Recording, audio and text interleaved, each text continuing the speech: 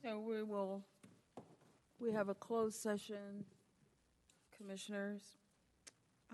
The board is requested to adjourn into closed session for the following: to prevent the disclosure of information that is privileged or confidential pursuant to the law of this state or of the United States, or not considered a public record within the meaning of Chapter 132 of the General Statute GS 143-318.11a.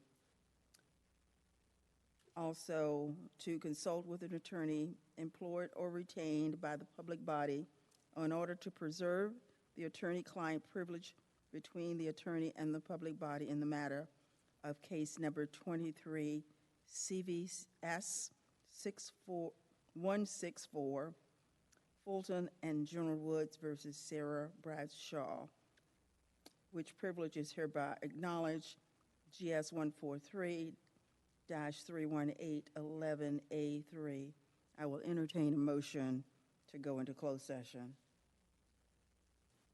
So moved. Okay, it's been moved and properly second. And if, I'm just going to say all in favor? Aye. Aye. Motion passes. We're in closed session.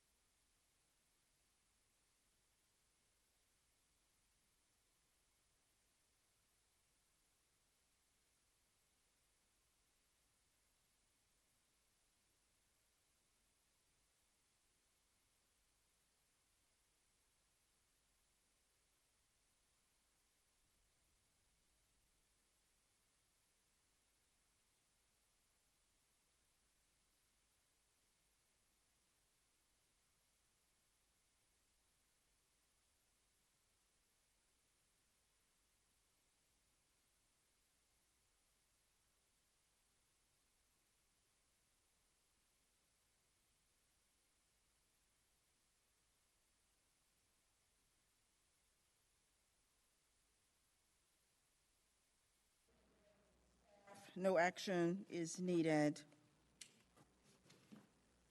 At this point, I will read the public charge. The Board of Commissioners asks its members and citizens to conduct themselves in a respectful, courteous manner, both with the board and fellow citizens. At any time, should any member of the board or any citizen fail to observe the public charge, the chair will ask the offending person to leave the meeting until that individual regains personal control. Should decorum fail to be restored, the chair will recess the meeting until such time that a genuine commitment to the public charge is observed. You will stand with me as Commissioner Carty, if you will lead us in the Pledge of Allegiance.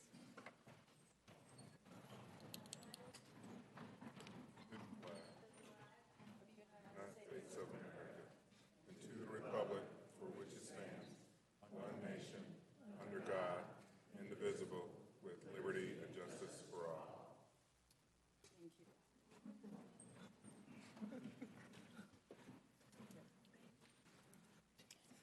Are there any agenda adjustments from the board?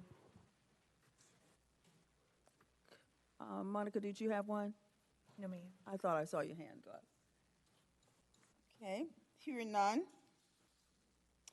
I will move on to our announcements. And our clerk, Monica Wallace, will read our announcements. Good evening, everyone. I will begin by reading the announcements for tonight's meeting. They're also on our website as well as in your agenda packet. Our first announcement is kind of lengthy. It is regarding the COVID-19 vaccines. The U.S. Department of Health and Human Services has announced this month that the federal public health emergency for COVID-19 will expire on May 11th. COVID-19 remains a top public health priority, and we at the Department of Public Health will continue to provide vaccinations, monitor data, and provide other services to respond to the virus. But some changes can be expected as the federal government shifts from its PHE, Public Health Emergency Response Operation. Below, there are a list of things that will and will not be affected when the PHE expires in May. What will not change? COVID-19 vaccines will continue to be widely available, and the Department of Public Health will continue to provide them at the building.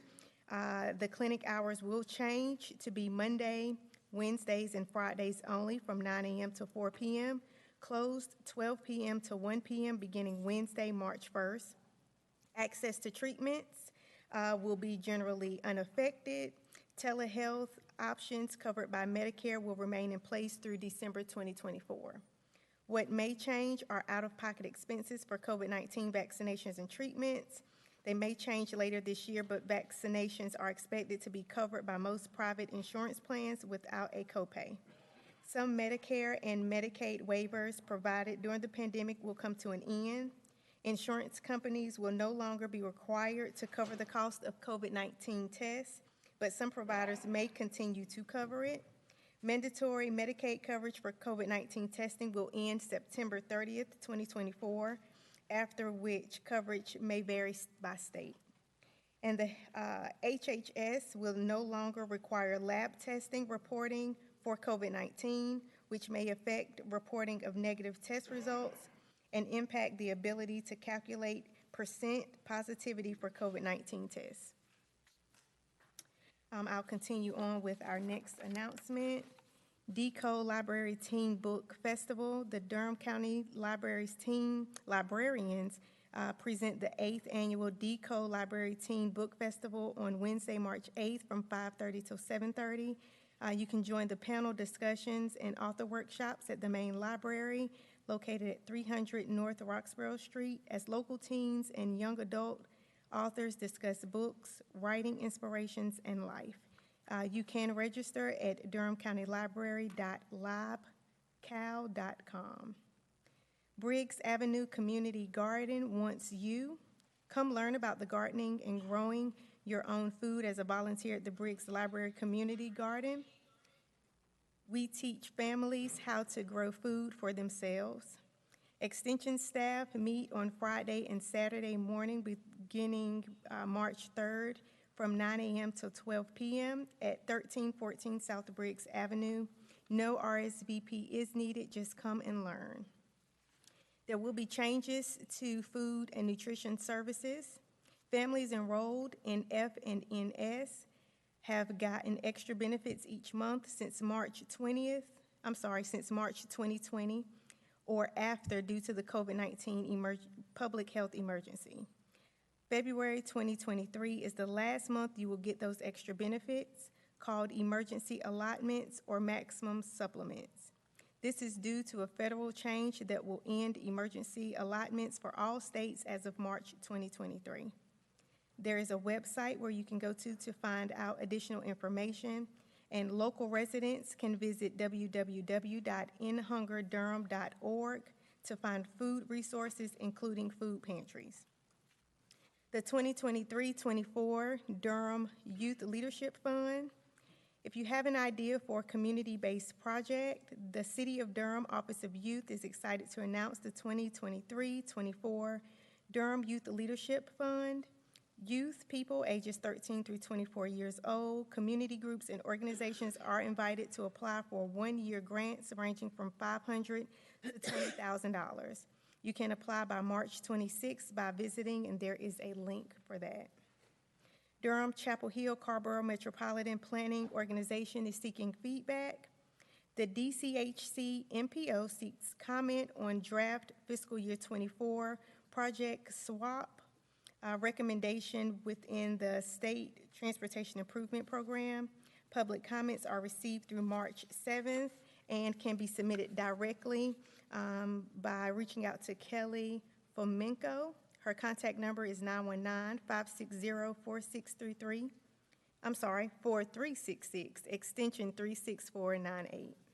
There's also a link to take the online survey.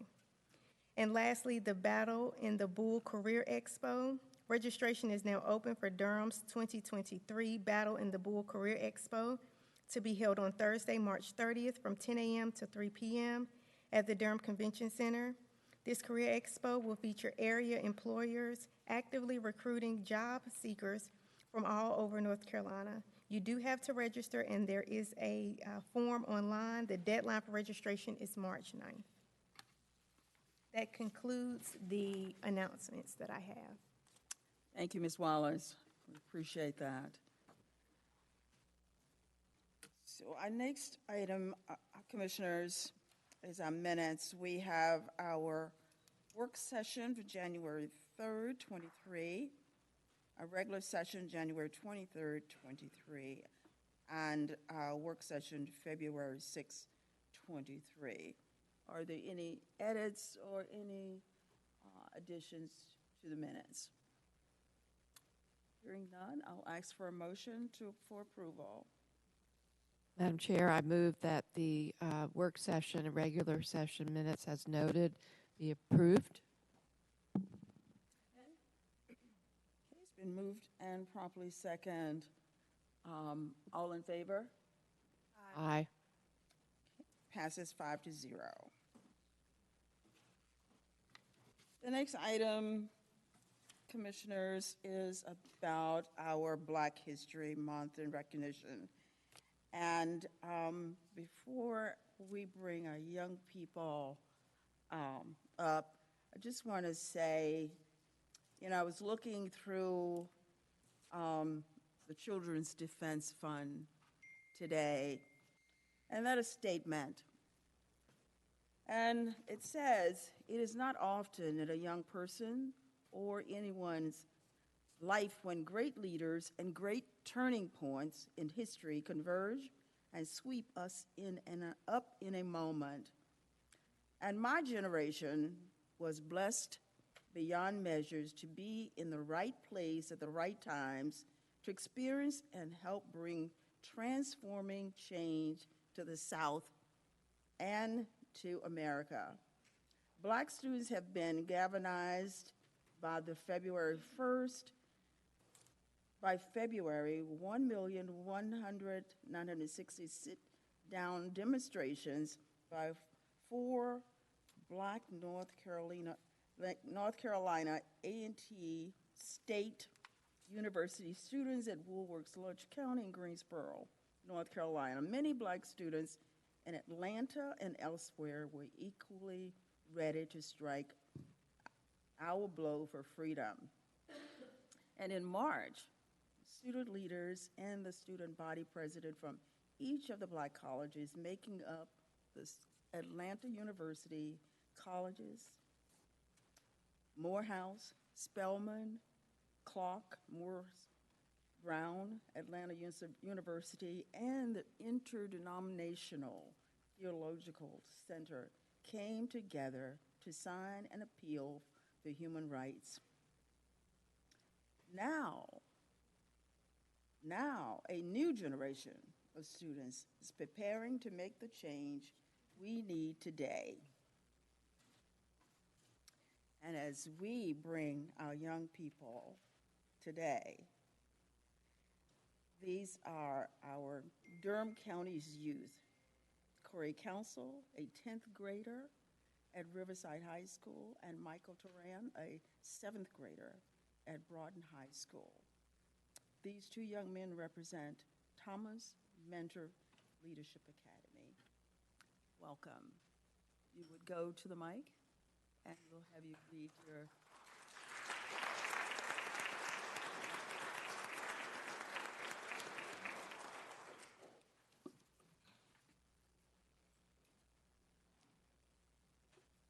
Good evening. evening. I would like to take a moment to acknowledge Chairwoman Brenda Howarden and the rest of the Durham County Commissioners. My name is Cadet Corey Council. I am in the 10th grade, a part of the Thomas Mentor Leadership Academy, and attend Riverside High School. Today, I was asked what Black history means to me, and I will answer this question in the form of a poem.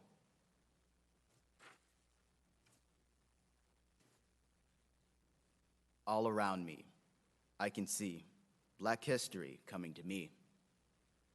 Whether it's in the street right in front of me, or happens so fast, like a heartbeat. Black history is around me, whether it's on the news or last night's late blues.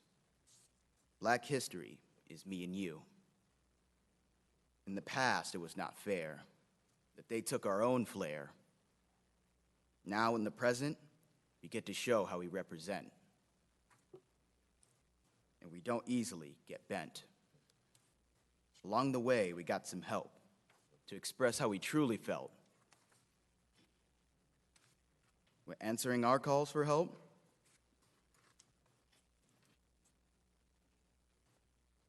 we must not let our voices die out. So do everything. Yell, scream, and shout. We must not let them drown us out, or another fight will break out. Thank you.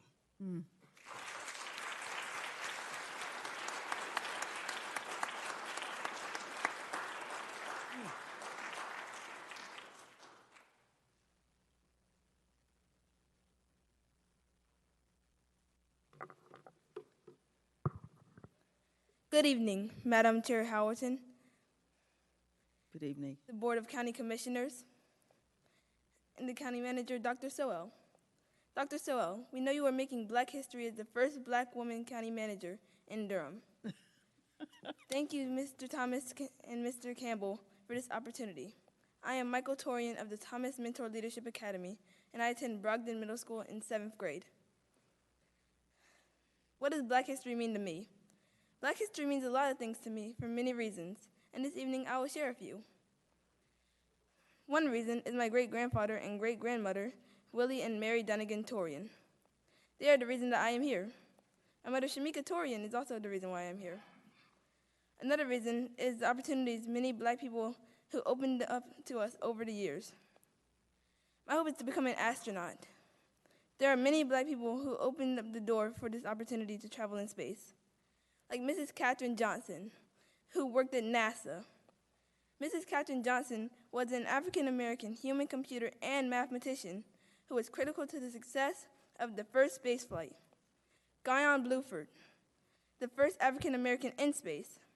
Frederick D. Gregory was the first African American to pilot and command a space shuttle mission. And Mrs. Mae Jemison, the first African American woman in space, are all inspirations to me. And I will keep their accomplishments in my mind as I pursue my goal to be the first person to walk on Mars. Thank you.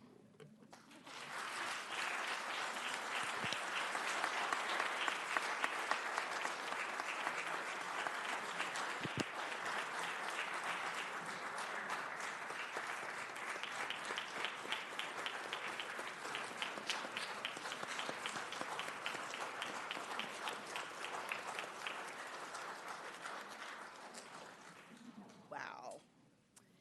Can we have all the individuals from Thomas Mentoring please stand so the audience get to see you? Everyone from Thomas Mentoring.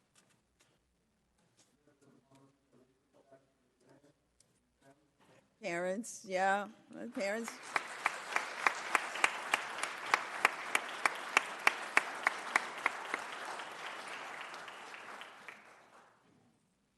Commissioners, comments?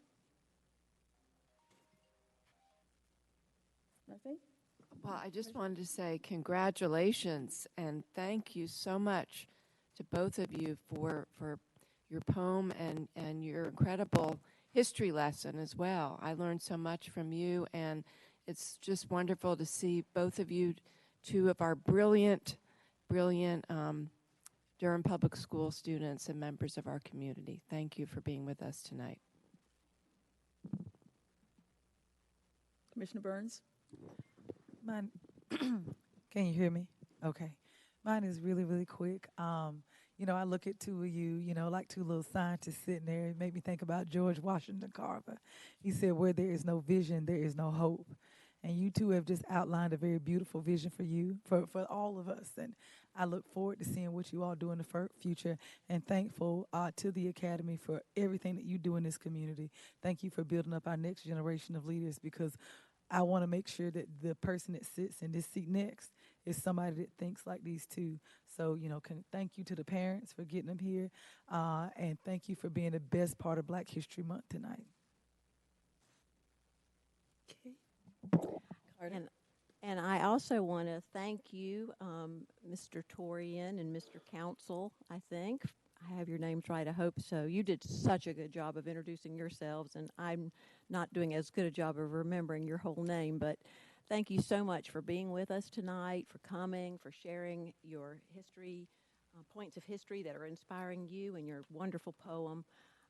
It was very meaningful for us, and you just made this meeting so special. Thank you for coming, and thanks to your parents for bringing you. Yeah, and keep up the great work. The manager have anything? I will just say our future is very, very bright, and we can see why. I look forward to what you all will do in our community. Thank you for being here, and thank for your acknowledgement.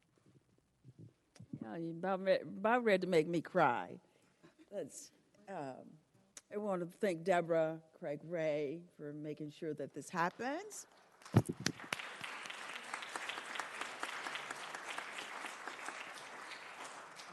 And the two leaders of the Thomas Mentoring is here. So if you'll let people know who you are.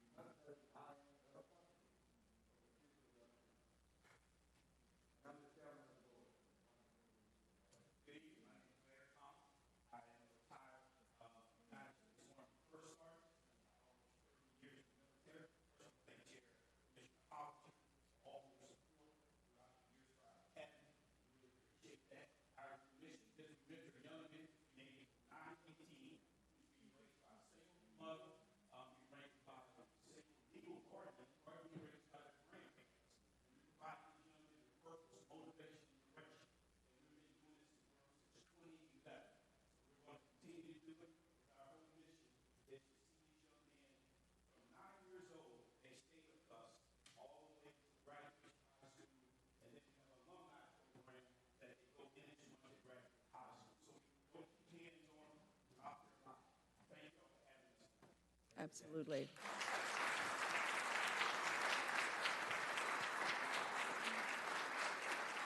And Dawn, can you get their picture? I saw Dawn. Where did she go? Did she? Can you get their pictures, young men? You want to come up front and have. Yeah.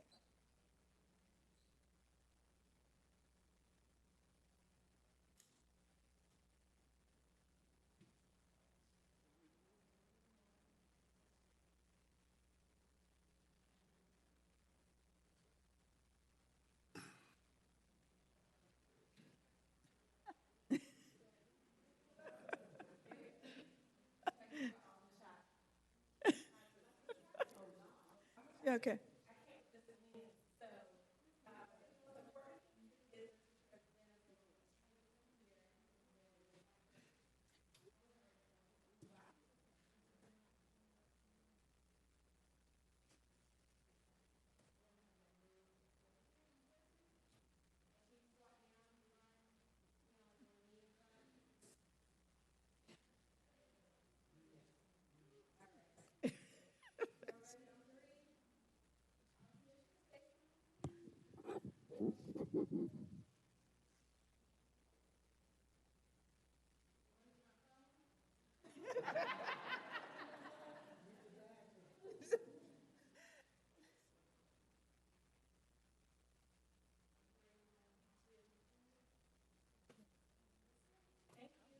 All right, thank you.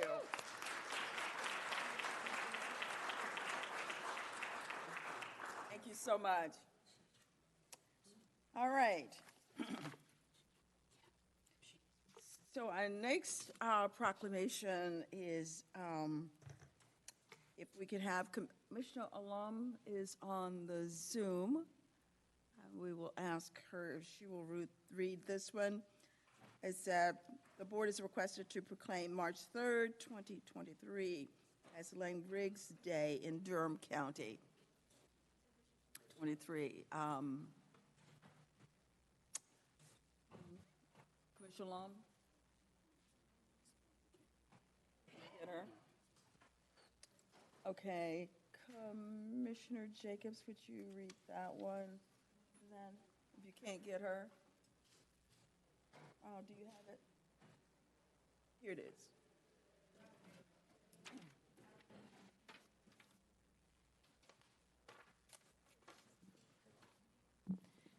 The Durham Board of County Commissioners proclamation, Lane Riggs Day 2023. Whereas Lane Riggs, son of Scott and Jay Riggs, was born on June 11, 2002, in the city of Bahama, North Carolina, and was born and raised in Durham County, North Carolina. And whereas Lane is a second-generation race car driver, following in his father Scott's footsteps as he begins his journey through the ranks of NASCAR with inspirations of making it to the Cup Series. And whereas Lane won the 2022 NASCAR Advanced Auto Parts Weekly Series National Championship at 20 years old, becoming the youngest national champion in Weekly Series history. And whereas Lane started in 43 Weekly Series races in 2022, securing 16 victories, 30 top 5, and 38 top 10 finishes, also winning the South Boston Speedway Track Championship. And whereas Lane, during his pursuit of the Weekly Series Championship, also made his NASCAR Truck Series debut, starting in 3 races and securing his first top 10 finish.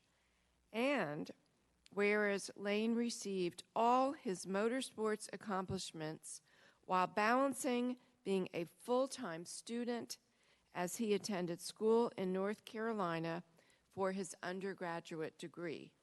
Now, therefore, I, Brenda A. Howerton, Chair, and on behalf of the Durham County Board of Commissioners, do hereby proclaim March 3rd, 2023, as Lane Riggs Day in Durham County, North Carolina, this, the 27th day of February, 2023.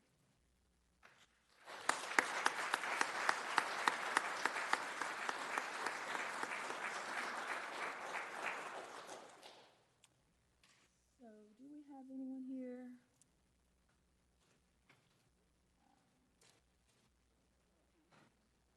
Okay. Hey, would you give us your name and address, please? Name and address? Please. Lane Riggs, 216 Preston Andrews Road, Bahama, North Carolina. That works. Home address. I'm Lane Riggs. Thank you for having me here tonight, all the Board of Commissioners of Durham. I was born and raised in Durham County. I call Bahama my home, but it is in Durham County. I'm very thankful to be here tonight. Thank you to NASCAR. Thank you to Advanced Auto Parts, all my family, friends, team, the team that got me to all those victories this season. They are family to me, so it's great to have them here tonight. I know there's plenty of people watching on the live stream to support, so thank you very much.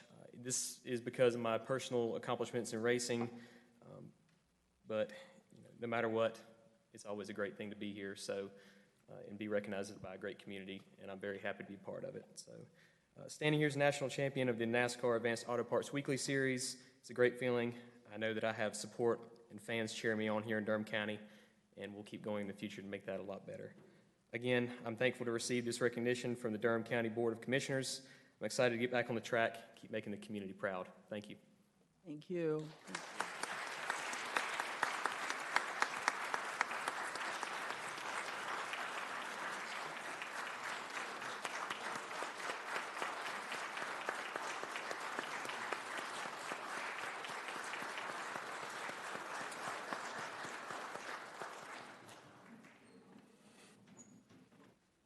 Any comments from commissioners?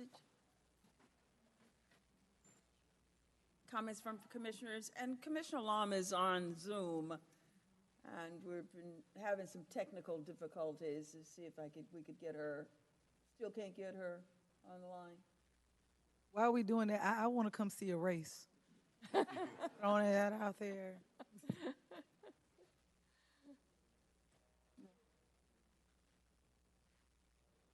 I just wanted to say congratulations, Lane. You make all of us proud, and congratulations to your family and everyone who's part of Team Lane. I'm sure there's a big team there, so congratulations, and we look forward to your future successes. And yes, please do invite us to let us know when we can come watch you. I know we have our clerk will be there. He is a big NASCAR fan, Maceo. Yes. So this is very exciting. Thank you. Commissioner Carter? Well, I'll just also say congratulations, and boy, we do have a wide range of talent in our community, everything from poetry earlier tonight, now fast driving, NASCAR racing. Look forward to maybe coming to a race. So best wishes going forward, and drive safely. Well, we appreciate you taking the time out of your day to be here, and we look forward to seeing you race. Commissioner Alum she's on Zoom trying to get in, but we've got some difficulty with the technology, so she's not able. She can hear us, she just can't speak. Okay. All right. So, Commissioners, we're going to move on to our next proclamation. We have quite a few tonight. The next one is 230137. And we moved forward with this one for this month, given that there's an event coming up the first of the month, that we wanted to go ahead and get this one done. And someone was supposed to be here tonight. Do we have anyone here to accept it? Okay. If not, Okay, yeah, she's here. Okay. I'll read this one, and then you can come to the podium if you'd like to have something, a comment. Durham County Board of Commissioners Proclamation Women's History Month 2023. Durham County honors the celebrated women leaders in our history, as well as our young women of distinction. We honor these outstanding women whose contributions to our county's life, culture, history, economy, and families have shaped us and helped us fulfill the promise of Durham County. Whereas women have played and continue to play a critical economic, cultural, spiritual, and social role in every sphere of the life of the city of Durham. And whereas women have and continue to through their work, improve communities, families, and individuals throughout Durham, the state of North Carolina, and our nation. And whereas women have paved the way for others in the fields of public policy, education, medicine, business, health, social justice, fashion, beauty, technology, and solar energy. And whereas we are proud of our county's achievements in promoting women's full participation in all aspects of life and firmly commit to supporting women's continued achievement in Durham County. And now, therefore, be it resolved that I, Brenda Howerton, Chair of the Board of County Commissioners, and on behalf of the Board of County Commissioners, do hereby proclaim March 2023 as Women's History Month in Durham County, North Carolina, and furthermore support the activities of Accra Galleria, also known as Accra Saloon, and Boutique on the first day of March in recognition of Women's History Month. This the 27th day of February 2023. Board of County Commissioners. Okay, go ahead. If you'll give us your name and address, please. Sure. Good evening, everyone. My name is Michelle Boyette Rouse. My address is 1006 Grandover Drive, Durham. Thank you, Chair Howerton and the board for having me on behalf of Our Minds, Our Voices, and the Aura Galleria. Our Minds, Our Voices is a luncheon that's held every year in March during Women's History Month to celebrate and acknowledge women in the fields of business, medicine, politics, and also our young ladies who are in high school and college as the women to watch and the game changers. We'll have the celebration this Friday coming, March 3rd at 11 a.m. at the J.B. Duke Hotel. You're welcome to join us, and thank you for this honor. Thank you so much. We appreciate you being here. And the event has always been very, very grand. Thank you. That's a good word that I could, the way to describe it as grand. And we look forward to it again. Thank you very much, and it will be just as grand this Friday. Thank you, everyone. Commissioners, any comments?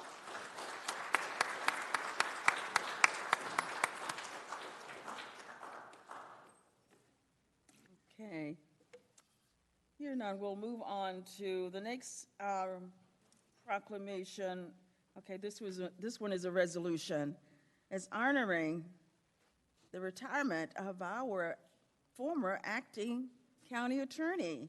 The board is requested to approve a resolution honoring the extraordinary service of former acting county attorney Willie S. Darby. He retired effective January 1, 2023. Mr. Darby has always demonstrated his professional reputation as a collaborator and proven problem solver. He will be celebrated for his extraordinary legal acronym and his commitment to public service to make a difference for us all. And Commissioner Burns, if you will read that one for us. Hey, old friend. How you doing? Durham Board of County Commissioners Resolution, Willie S. Darby. Whereas Willie S. Darby grew up in Oxford, attended local schools, and continued his education at North Carolina Central University, receiving his undergraduate degree in 1976 and earned his law degree from North Carolina Central University School of Law in 1979. And whereas he managed his private practice prior to joining Durham County and as an assistant county attorney from 1988 until his resignation in 1996, but happily returned to Durham County, and Durham County lured him back into the county attorney's office for a second stint in 2015. And whereas his break from Durham County also included an additional career in ministry, as he faithfully served as senior pastor of the Penn Avenue Baptist Church in Oxford. And whereas during his outstanding service in the county attorney's office, Attorney Darby earned the utmost respect of his staff, peers, and the Durham community for his thoughtful and kind and hardworking persona.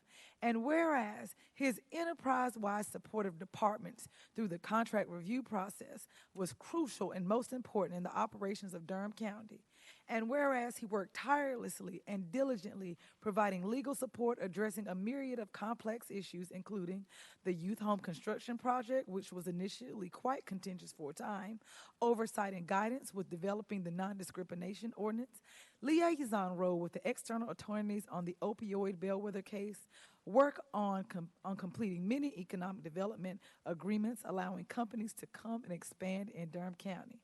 And whereas Attorney Darby worked with engineering on crafting the county's contract for construction management risk delivery method, of which is now Durham County's standard for delivering major capital projects such as administrative affordable housing, Admin 1, Admin 2, main library construction projects as examples. And whereas while serving as the attorney for general services and the Stadium Authority, he accomplished many successes, including drafting bylaws for operations of the Stadium Authority and initiating the group's first retreat in 2015. Assisting with naming rights of facilities policy for the Board of Commissioners, which led to the naming of the stadium field for Willie Bradshaw and the press box for Tommy Hunt. Serving as general services contracts attorney and reviewing over 200 contracts per fiscal year. And whereas during his outstanding service in the county attorney's office, Attorney Darby earned the utmost respect of his staff, peers, and Durham County community for his thoughtful, it was so nice we put it in there twice, for his thoughtful, kind, and hardworking persona. Now, therefore, be it resolved that we, the members of the Durham County Board of Commissioners, we did that twice as well. We, the Durham County Commissioners, Board of Commissioners, doth hereby resolve to honor Willie S. Darby for his collaborative and facilitative nature, which made our lives easier when navigating complex legal matters. We call upon all citizens of Durham County to honor his innovative, gifted, and hardworking county attorney who made a difference across the spectrum of Durham County governance and operations. Be it further resolved that we wish him much joy and happiness as he retires and commences a new journey in his life. This, the 27th day of February, 2023.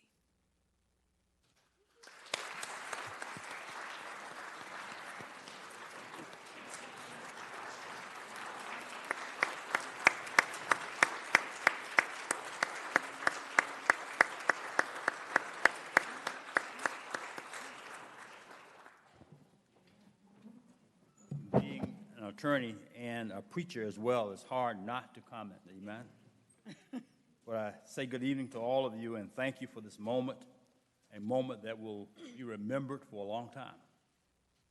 Thank you to Commissioner Howerton, Vice Chair Howerton, and Vice Chair Jacobs, and to all other honored commissioners, good evening to you and thank you for this recognition. I will always cherish the many friendships and working relationships developed here at Durham County over the last 14 years, or for the 14 years I was here. And I thank them for their kind cooperation A lot of them are here. I won't dare sit here and try to go without every name. One thing I must warn you guys, though, the older you get, the harder it becomes to remember names. You can see faces, but you don't remember names. But thanks to all of you for being here to show your support. I cherish the time that we did spend together, all of you and all of us.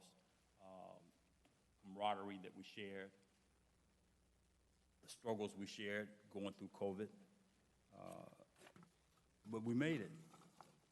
And I hope and pray that you all will be here for many more years until your retirement age.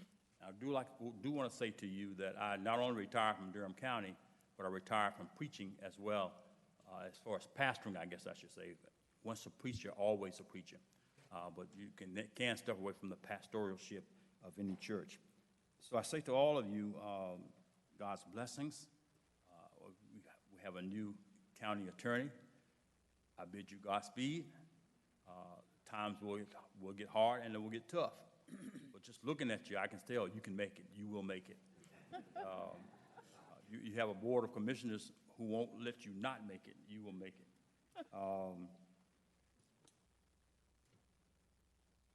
I have a lot of memories of Durham County, especially working with the department heads. And I look out and I see a lot of you tonight. And I just say thank you for the 14 years that I spent here at Durham County. And who knows? No, I better not say that. I said after the first term I would not be coming back. So after the second term, you better not say anything because I may be back. But thank all of you for coming tonight, and thank you, and let me recognize my family. My wife is here, Mary. My oldest, I guess you're the oldest daughter? But she's the baby daughter, she tells me. But she's here, Fran, and her two sons, Marcus and Matthias. They're my twin grandboys. Her husband, he's here as well. We all get along well. This is just a part of the family. I wish Aiden could be here tonight so y'all could see him firsthand. Where's that grandbaby? That's my grandbaby, yes, but Okay. He's not here tonight, but you will be getting more pictures, I'm sure.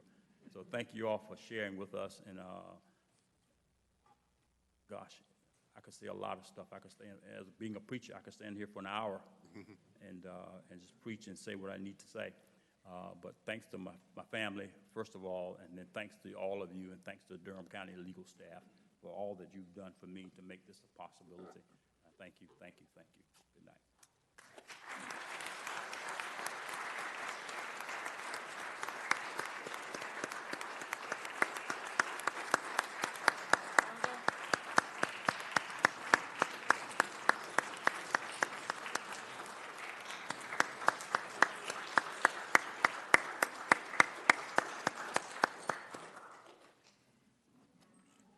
Comments, commissioners? Commissioner Carter? Yes, congratulations, Willie, on your retirement, and thanks for coming tonight so we can celebrate you. Thanks for bringing your family. It's always so fun to see members of the family and really get exposed even more to the human side of our very wonderful staff members in Durham. It's been great to work with you for 6 years. I, in particular, remember the great support that you provided, the legal support you provided for animal services. You know, a little known fact is that these amazing attorneys have to show up on all of our boards and commissions, and lucky Willie, he got to come to animal services right when they were doing the TNVR work, the trap, neuter, vaccinate, and release work, which is a controversial thing in the community. But Willie does not shy away from controversy. I will also remember you as just being the most, having such a kind, calm command of the law, and working with us and implementing that law, and working with us, supporting us in ways that were always so fair across the board, you know, and even in times that were tumultuous and somewhat challenging for us, trying times. And I'll always appreciate you so much for that. That was invaluable work that you did for Durham County. Thank you so much. And in retirement, I hope that you get to do something, anything, whatever it is that you've always wanted to do and haven't done yet. that's what I wish for you. It's a happy retirement. Jacobs? Well, it's great to see you, Willie, and good health and happiness to you and to your family. I just want to express my gratitude to you for your service to Durham County. You really stepped up and served in a role that you probably didn't necessarily want to be serving in as our interim and acting attorney, but you really did that out of dedication to Durham County government and to our community. You've always been completely selfless, thoughtful and kind, as the beautiful resolution says, and as Commissioner Carter noted, always calm and self-effacing. And I think we were also blessed to have somebody who is a pastor at the same time as an attorney, guiding us through. And so I just want to thank you. I really enjoyed working with you, and I am missing nuts. I was looking for that baby, who probably isn't a baby anymore, right? How old is Aiden now? Wow, 16 months. So, but enjoy all of your children, your grandchildren, being with your wife, and your well-deserved retirement. Thank you, and congratulations. Commissioner Burns? I'm gonna be good. I'm not gonna cry. I know your ears are getting a rest, a good rest. They are, because you had to sit beside me. And that wasn't easy some days, because the mask covered up a lot that your ears couldn't cover up. But, you know, he's a pastor, so he prayed for me. So that was always good. You are right. You know, you are the epitome of the Michelle Obama quote, when they go low, you go high. And I don't know what it took to step into the shoes of a dear friend. Or I cannot imagine what that took. But you stepped into it effortlessly, and you filled the gap. Thank you for the encouragement that you continuously gave us. I'm also thankful that as we were trying to fill your shoes, you were there with readily available with guidance, because we could not ask your predecessor. And everything that you gave us is what has gotten us to the position that we are in now. So I do wish you the best with the grandbabies. I am going to miss you on the Memorial Stadium board, because we do have a lot of changes coming up, and there's a lot of things that the community wants. So I would have loved to have had your guidance and picked your brain. I still might. So know that while you're missed, I still have your phone number, brother. And I look forward to seeing what you do in retirement. And please, please, please don't be a stranger, because I did not get to have you for as long as I needed you.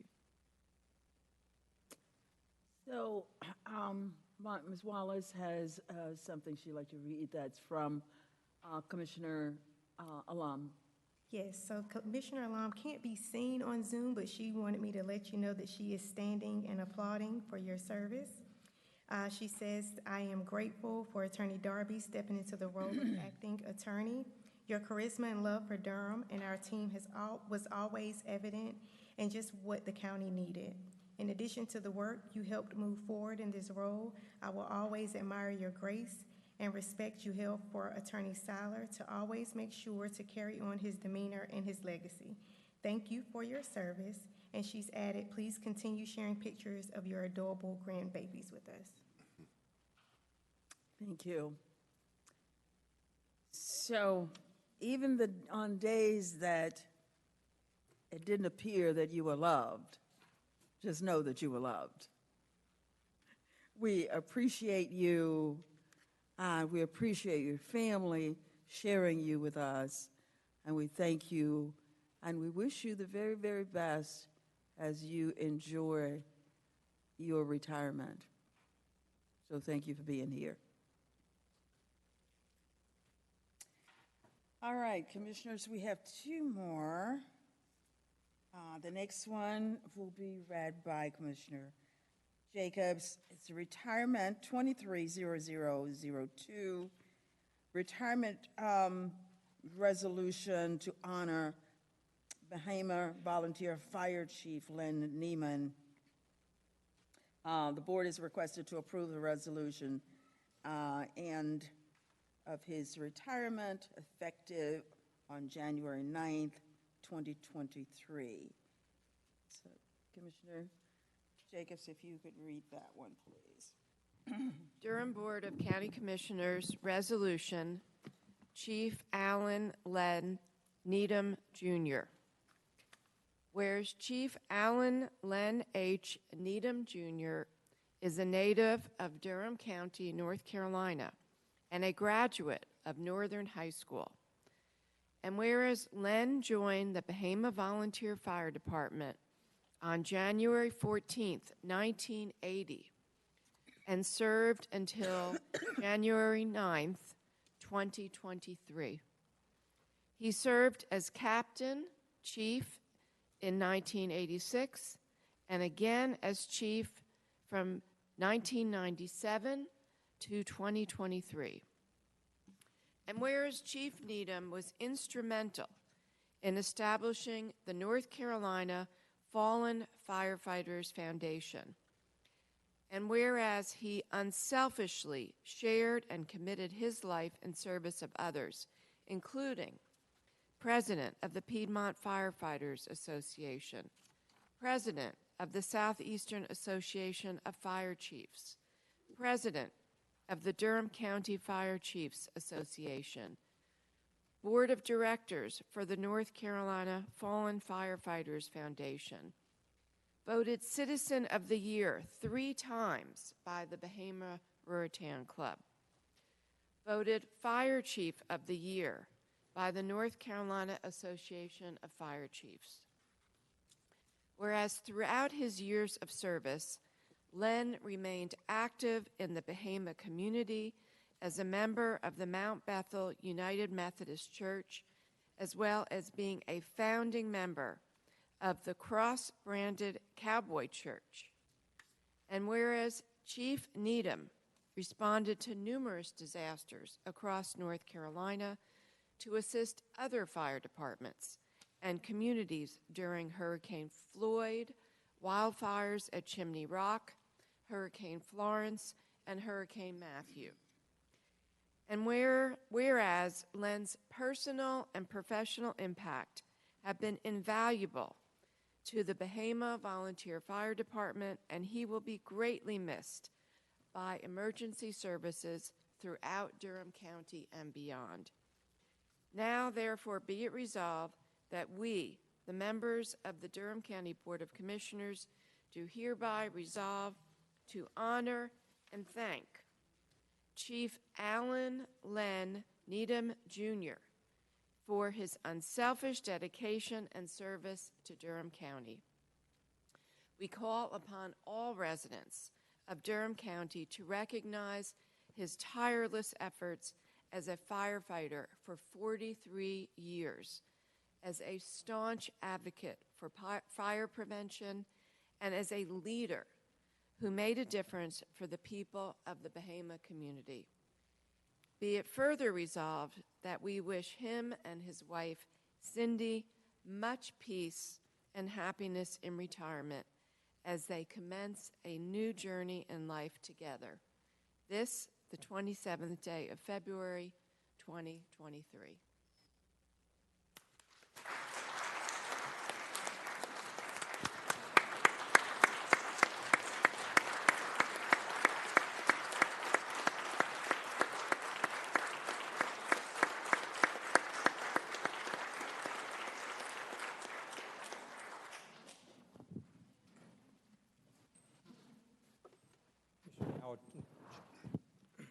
And Commissioners, thank you so much.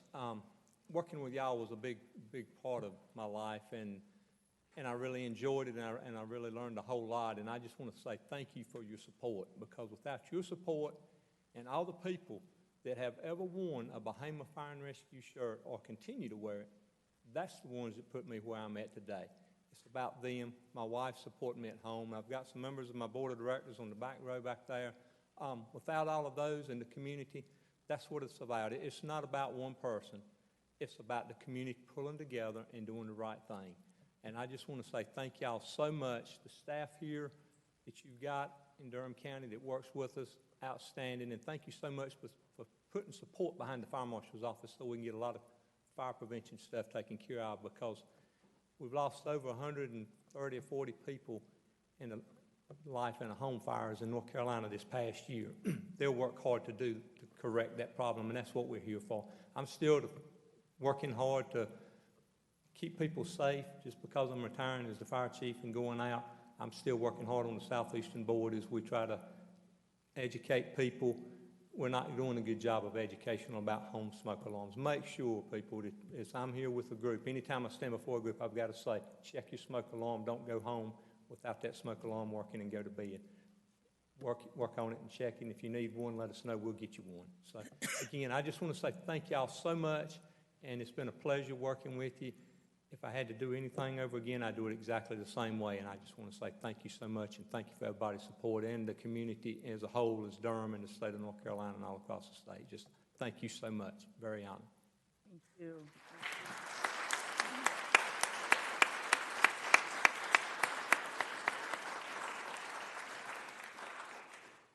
Commissioners, we'll start on this side this time. Well, mine is really quick. I just know when I came up there and I took the tour, I don't think you could have said it better. You know, it's not about you. Like I would encourage anybody to do the same. This is somebody who knows how to make a lot happen in a small space. You really educated me about how we have to work as partners across those lines. I know that your leadership will be greatly missed. I hope not. I hope we'll still see you at some of the dinners. I hope we'll still see you. And I haven't forgotten some of the things on your wish list. And I've shared them with staff, and I've shared them with my colleagues. And so even though you are not here, please know that your presence will still be felt. And the things that you want to see happen in Durham, in the county, in that space, can still come to fruition because you laid the groundwork. You know, my daddy was a fire chief, so you got a special place in my heart. So I'm hopeful that this is not the last we see of you, and I yield the rest of my time to my colleagues. Commissioner Jacobs. I think it's going to be hard to imagine Bahama and even really Durham County without you, Chief Needham. You have really been a fixture and a backbone of our community, and I know you will be very sorely missed. The resolution speaks for itself. Your incredible accomplishments, not just here, but across the entire state and the region. I really wish you and your wife a wonderful retirement, very well deserved, but I know you will be greatly missed. Thank you so much for everything that you've done for people in our community. Commissioner Carter. Yes, Mr. Needham, thank you so much. And I too really want to just laud your stellar leadership and your humble ways and your service. You know, you are part of the service providers in our community that are never paid enough and that we must value with our lives. And thank you for that. And I must admit, I was very curious about the cross-branded cowboy church. So I looked it up real fast, and I think that the byline on your Facebook page sums up your life. Cowboy wisdom says, the best sermons are lived, they're not preached. Captain Needham, you are quite the best sermon. Thank you. You know, and I would like to come sit on a horse at one of your church services. That does sound quite like a fun way to worship. So I think it sums up how the community feels about you in the retirement dinner that you had recently, and I had an opportunity to be there. And the place was full of people. It was a clubhouse, and people were still coming. They were still coming. As I went to get in my car, people were still coming just to show you their love. So thank you for caring about this community. And we wish you've got to, when you say retire, you got to find some way to retire. 'Cause, as you said, you haven't really retired yet. Yeah, but thank you for all that you've done for this community.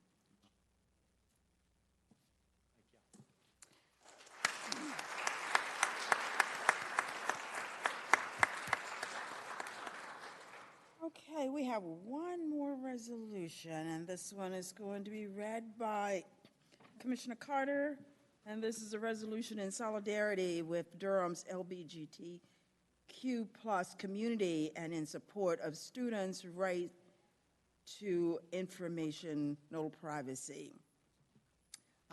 And Commissioner Carter, would you read that one for us? Yes, we've had a long list of celebrations and resolutions tonight, but this one is incredibly important, and I want to read it on behalf of our whole board.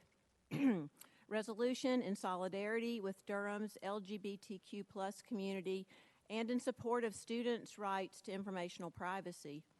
Whereas hate crimes targeting LGBTQ plus lesbian, gay, bisexual, transgender, and queer people have increased every year for the past 4 years. And whereas members of the LGBTQ plus community currently experience one of the highest rates of hate-motivated violence across all marginalized communities in the U.S. And whereas mass shootings by domestic terrorists at LGBTQ plus gathering spaces such as Club Q and Pulse have created fear and trauma in LGBTQ plus communities across the country. And whereas protests and demonstrations targeting drag shows and drag performers have increased dramatically over the last several years, with such protests being held in several locations in North Carolina. And whereas there has been a sharp increase in anti-LGBTQ plus legislation in the U.S., with 233 anti-LGBTQ plus bills filed in state legislatures across the country in January of 2023 alone. And whereas a copycat version of Florida's Don't Say Gay bill has been filed in the NC Senate this session, Senate Bill 49, which would limit how schools could respond to students seeking advice and counseling around their gender identity, prohibit discussion of LGBTQ plus identity in most elementary school classrooms, and require schools to tell parents if their child asks to use a different name or pronoun at school.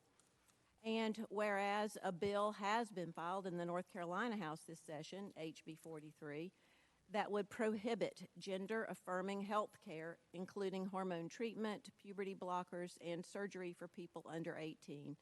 And whereas political attacks and anti-LGBTQ plus legislation have threatened access to health care, support systems, and affirming spaces at school for LGBTQ plus students, having a negative impact on their mental health.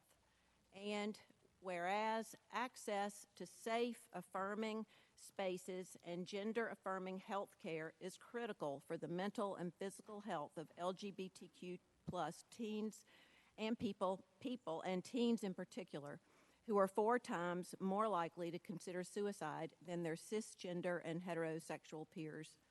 And whereas Senate Bill 49 is a scheme said to promote parents' rights when it is actually a politically motivated culture war about control and moves us backwards in terms of progress by banning open and honest discussions and sharing accurate information with children for whom it would be greatly beneficial. Now, therefore, be it resolved that we, the Durham County Commissioners, affirm the full civil and human rights of our LGBTQ plus students and community members, and be it further resolved that we condemn all violence, hatred, and discrimination against LGBTQ plus people, and be it finally resolved that we stand in opposition to HB 43, SB 49, and all legislation that erodes the safety, health, civil rights, and/or bodily autonomy of LGBTQ plus people, including minors. This the 27th day of February, 2023. Thank you, Ms. Carter, Commissioner Carter, and we have Natalie Watson, Interim Executive Director from the LGBTQ Center of Durham. Hi, Commissioners. How y'all doing? It's Hi. good to see y'all again. I wish it wasn't under these circumstances, but I'm also proud to be here under these circumstances. Y'all make me proud to be from Durham. Y'all are always great with the language. We got the Pride Proclamation last June, so I'm acting like I'm familiar with folks. My name is Natalie Watson. I use they, them pronouns, and I'm the interim executive director at the LGBTQ Center of Durham. It's nice to see all y'all as well. This means a lot. I'm standing here as a representative of the LGBTQ Center of Durham, but I'm also a queer Black trans person. I'm also a drag person. I'm a drag king. And so there's a lot coming at us right now. And to know that the county that I live in, the county that I am choosing to live in with my wife and own a home and eventually raise a family, stands by my identity, stands by who I am, stands by the work that I do and the folks that we help. This is really crucial that folks stand up and speak out against what's going on. We know it's not legal, but we also understand how the legal system works, and it might take years to finally resolve things. And thank you for seeing the humanity of people, because this really does come down to the humanity of people. And if you don't understand something, then you just don't understand it, and you can take the time to learn, but to bring your own prejudices to things and then impose them on other people is just not okay. We all know that's not okay. So thank you. Like, from the bottom of my heart, y'all, this really means a lot. And the staff is gonna be really excited when I bring it back. I told them where I had to come tonight, so thanks, y'all. You.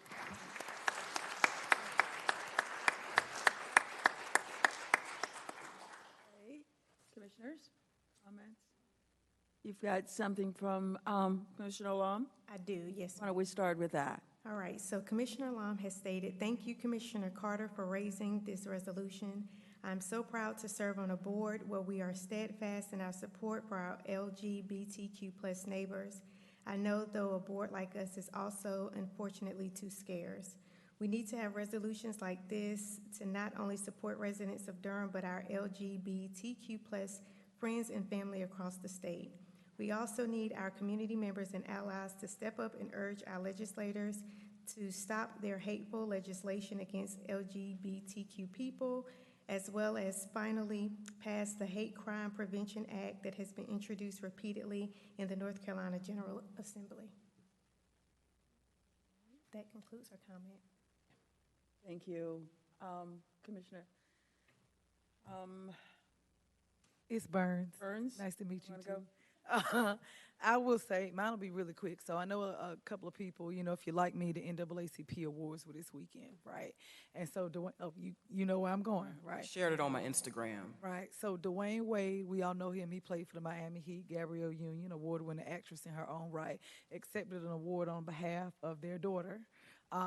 And one of the things that he said was, "Thank you so much for teaching me that communication was not just with my mouth, but with my 2 ears and my 2 eyes."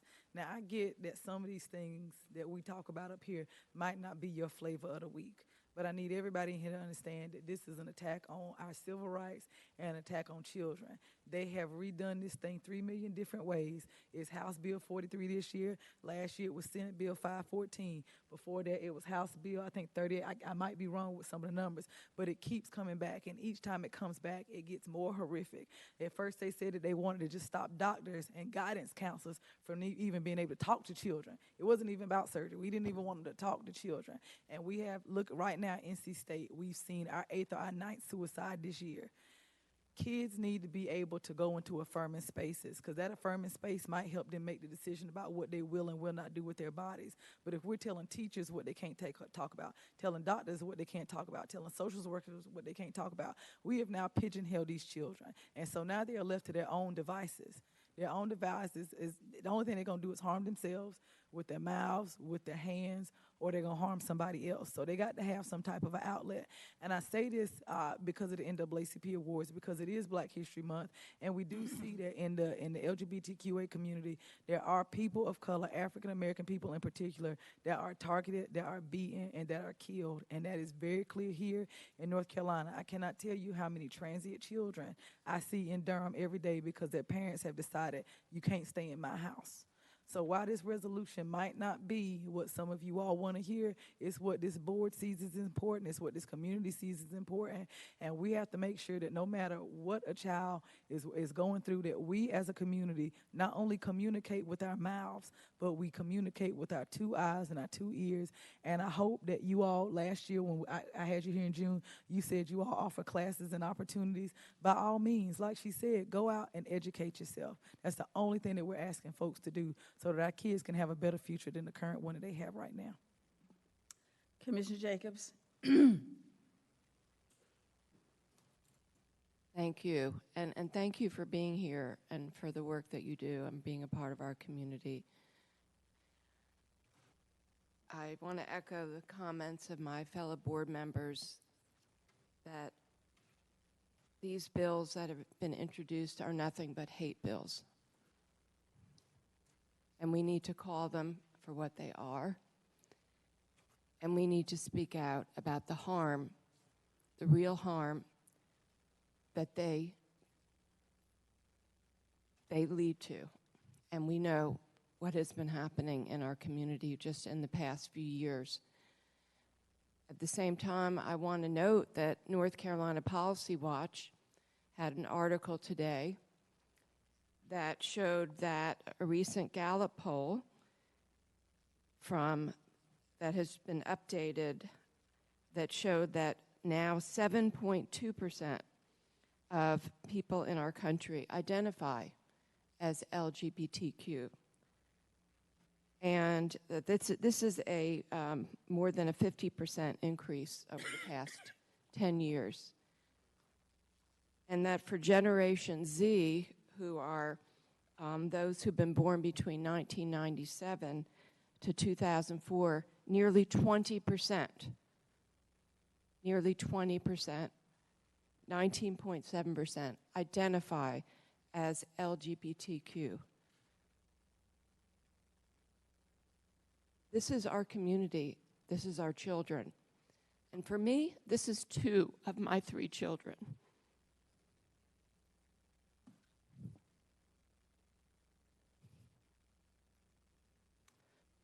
It is personal.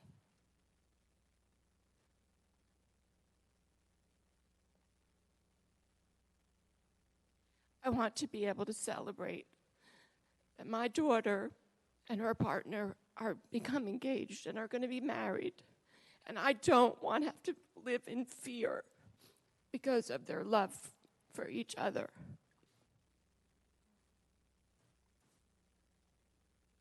So it's up to all of us to stand up against hate wherever it is. And I also want to say that this bill, which is being targeted specifically at our schools, is a diversion and a distraction from the real harm that is hurting our children in our schools. And that is the defunding of public education in this state. North Carolina now ranks 50th in public school funding. 50th. 38th in teacher salaries and 48th in per pupil spending.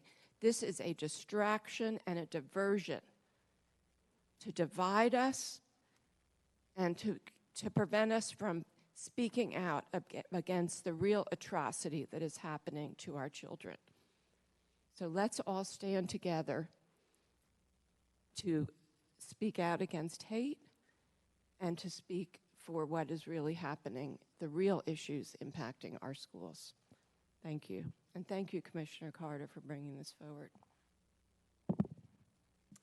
Anything else for you, Commissioner I just Carter? want to thank my colleagues for their beautiful, moving comments, and want to thank Natalie for being with us tonight and coming to accept the resolution.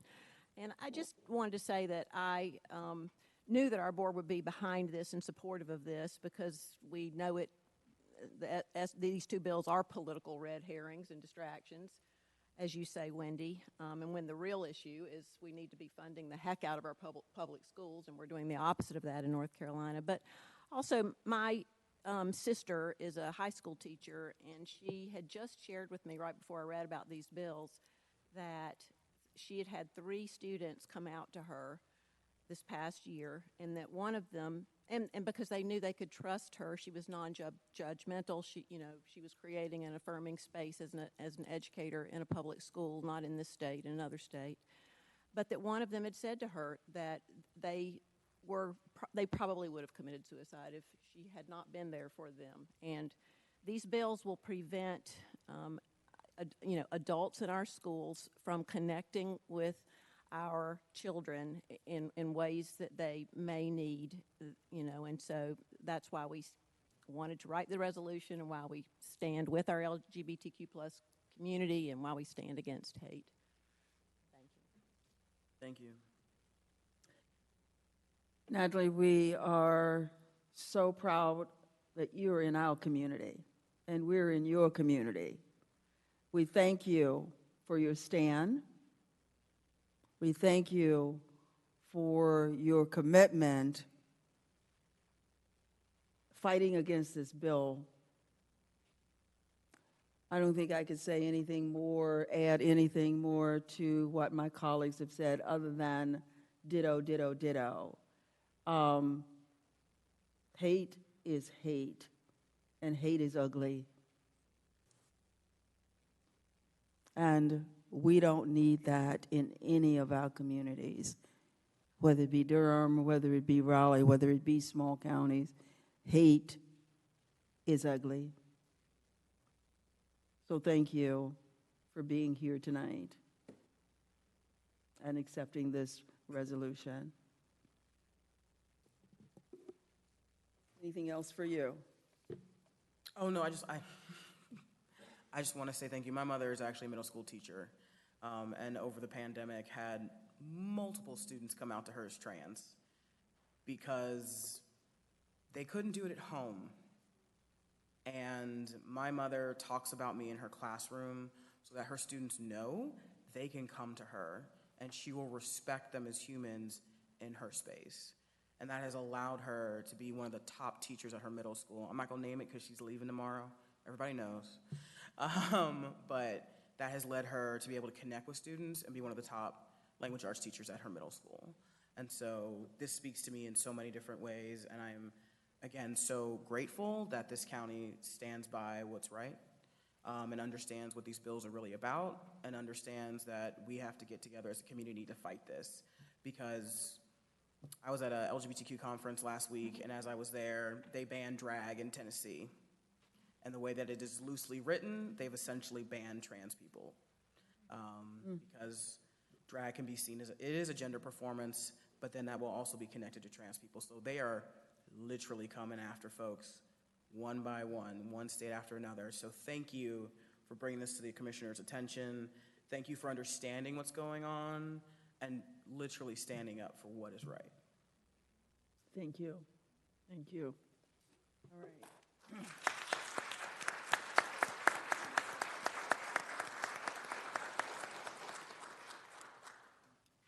Okay, Commissioners, we are down to our consent agenda.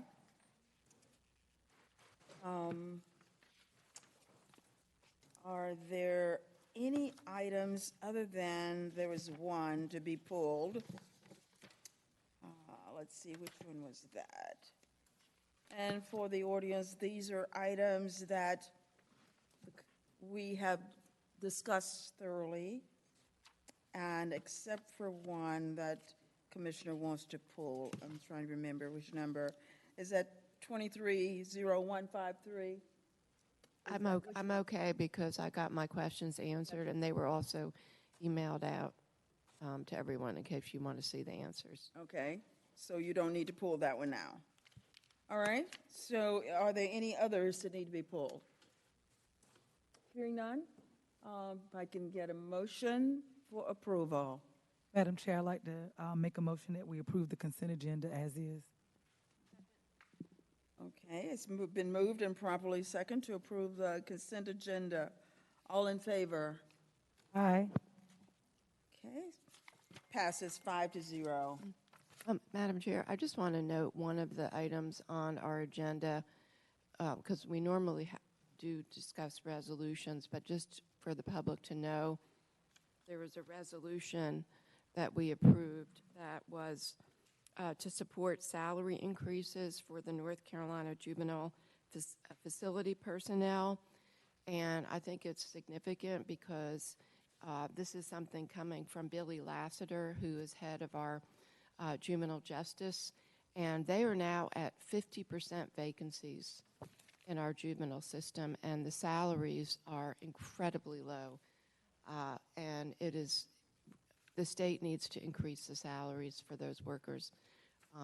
We learned about this recently at an event where he was at. I think he said they were still making salaries in the 30,000s.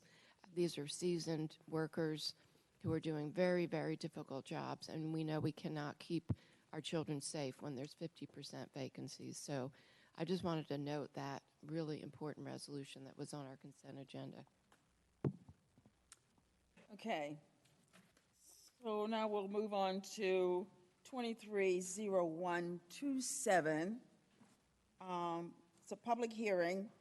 It's a request to permanently close a 954 linear foot portion of Hensley Drive, a 957 linear foot portion of Meridian Street, and a 960 linear foot portion of Pollard Avenue. So the board is requested to conduct a public hearing and receive public comments on the request to approve the permanent closing of a 954 linear foot portion. Did I skip one? All right, so why don't, I can go back to that one since I'm already here. All right, so what I did is I skipped down to one. So we'll just go ahead and finish this one, and then I'll go back. So staff person is already, who's the staff person on this one? My name is Leah Larkins. Okay, Leah. Okay. All right, go ahead. Good evening. I'm Leah Larkins of the Durham City County Planning Department, and I'm here to present the staff report for the Copper Run street closings. I'd like to request that this and all planning staff reports be entered into the public record. The board is requested to conduct a public hearing and receive public comments on a request to approve the permanent closing of a 954 linear foot portion of Hinesley Drive, a 957 linear foot portion of Meridian Street, and a 960 linear foot portion of Pollard Avenue. This request was made by the applicant, David Bergmark of the McAdams Company, on behalf of the adjacent property owners. Hinesley Drive runs south from US 70 and terminates in a dead end. Meridian Street and Pollard Avenue run south from US Highway 70 and terminate at Andrew Avenue. A portion of the right-of-way for Hinesley Drive is presently opened and maintained by NCDOT, but that portion is excluded from this request. Pollard Avenue and Meridian Street are unimproved. If closed, the rights-of-way will be recombined with the adjacent properties as shown on the associated street closing and recombination plat. A site plan for a residential development utilizing many of the parcels adjacent to the rights-of-way proposed for closure, case D2200051, is under review and includes the realignment of Hinesley Drive with a new connection to Andrew Avenue. These sections of right-of-way are not currently maintained by NCDOT per a letter issued by NCDOT on December 7th, 2022, and submitted with the street closing application, and therefore do not require a resolution from the BOCC requesting their removal from the secondary road maintenance system by NCDOT. The BOCC may move directly into a public hearing to consider the closing of the rights-of-way. The Board of County Commissioners should consider the following in making their decision. A, the closing does not cause a parcel to lack frontage along a public right-of-way. B, how the parcels are accessed other than from the closed right-of-way, if applicable. C, how the closing of the right-of-way impacts current or potential connectivity within a development or neighborhood. D, the circumstances that warrant the closing if connectivity is negatively impacted. And E, the public interest in closing the right-of-way. Staff believes that these closures do not cause any change in connectivity as they are not currently improved. However, a new connection between US Highway 70 and Andrew Avenue is proposed with the new development. All of the proposed lots adjacent to this section will have access to the realigned Hinesley Drive proposed by the site plan. The development will need to meet all UDO connectivity and access requirements for new residential development, and the site plan will be compliant with those requirements. Once the streets are closed, they will be incorporated into the adjacent properties. Staff finds that closing these sections of rights-of-way will not adversely affect the general public. Staff recommends approval of the request to permanently close a 954 linear portion of Hinesley Drive, a 957 linear portion of Meridian Street, and a 960-foot portion of Pollard Avenue, with a proffer by the developer requiring a new Duke Energy easement be added to the street closing and recombination plat by the developer before the recordation of this plat. The easement will allow Duke Energy to maintain access and power service to the adjacent properties that are currently served by the existing equipment until the development proposed by the related site plan is completed. Please remember that the applicant must confirm acceptance of any proposed proffers before the Board of Commissioners votes on the proposal. A revised order, which differs from the one found in this agenda items packet, has been drafted to include this proposed proffer and has been provided to the clerk if the Board of Commissioners chooses to add this condition. Thank you, and staff is available if you have questions. Thank you. Any questions from commissioners? Commissioner Jacobs? Could you just clarify, what was the last comment you made about a proffer? Yes, so the proffer was actually discussed with the applicant prior to the hearing, as is typical for these types of requests, and came about as part of the commentary from Duke Energy reviewing the application. They were concerned about the location of the easement, so I'll reread the staff recommendation with the new proffer, if that's okay.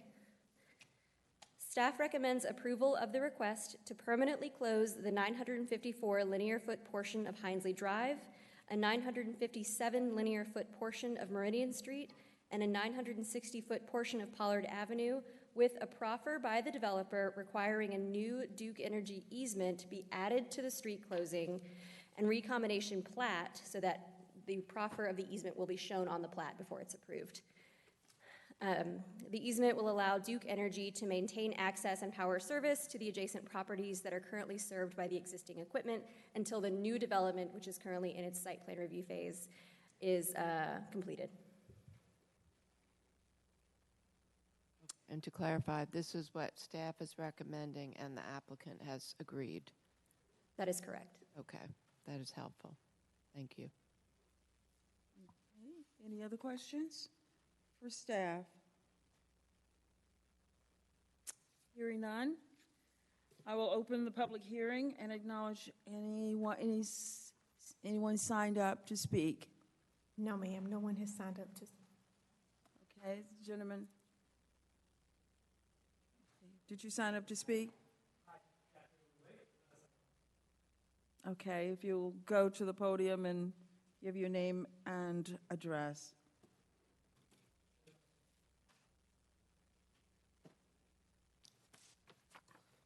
Good evening, Chair Howerton, Vice Chair Jacobs, and members of the Board of County Commissioners. My name is Neil Ghosh. I am an attorney with the Morningstar Law Group at 700 West Main Street in Durham. I'm representing the applicant tonight for the street closing. Mr. David Bergmark, who is a senior planner with McAdams, also is here with us tonight. I want to thank Ms. Larkins for her presentation. As was mentioned, we are seeking a street closure. The street closure will facilitate the development of a residential community in this area. I can confirm that the applicant here has agreed to the proffer, which is essentially to put a new Duke easement on the street closure plat prior to recordation. Our team is available to answer any questions you may have, and we hope to have your support tonight for the street closure. Thank you for your time. Thank you. Any questions? Any other questions? Hearing none. Do you have a question, Commissioner? Okay. I will close the public hearing and back to the board.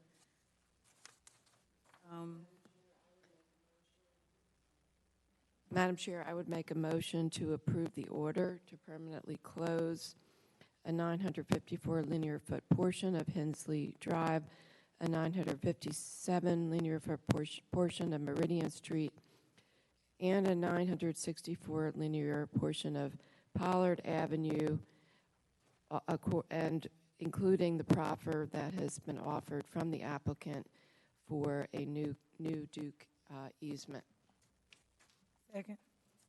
It's been moved and properly second. All in favor? Aye. Aye. Passes unanimously. Okay, we will go back to one that Madam Chair, yes. Is there another motion we need? go right ahead, I'm sorry.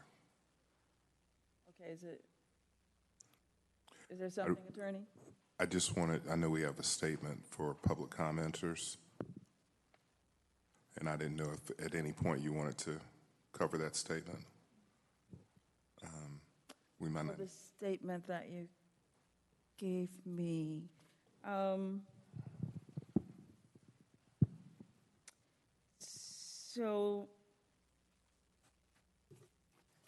Okay.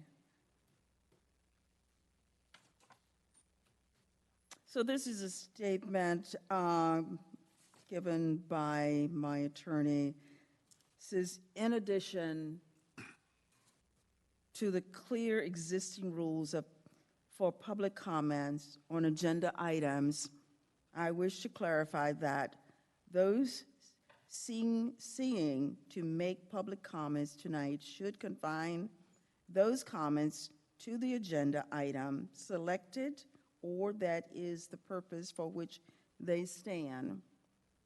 This public comment opportunity is not a time to discuss separate matters of concern, even when those other matters relate to or involve the county department being discussed. Due to the agenda's breadth and the limited time we have to cover that broad agenda, we just particularly cannot enter into discussions of other matters at this time.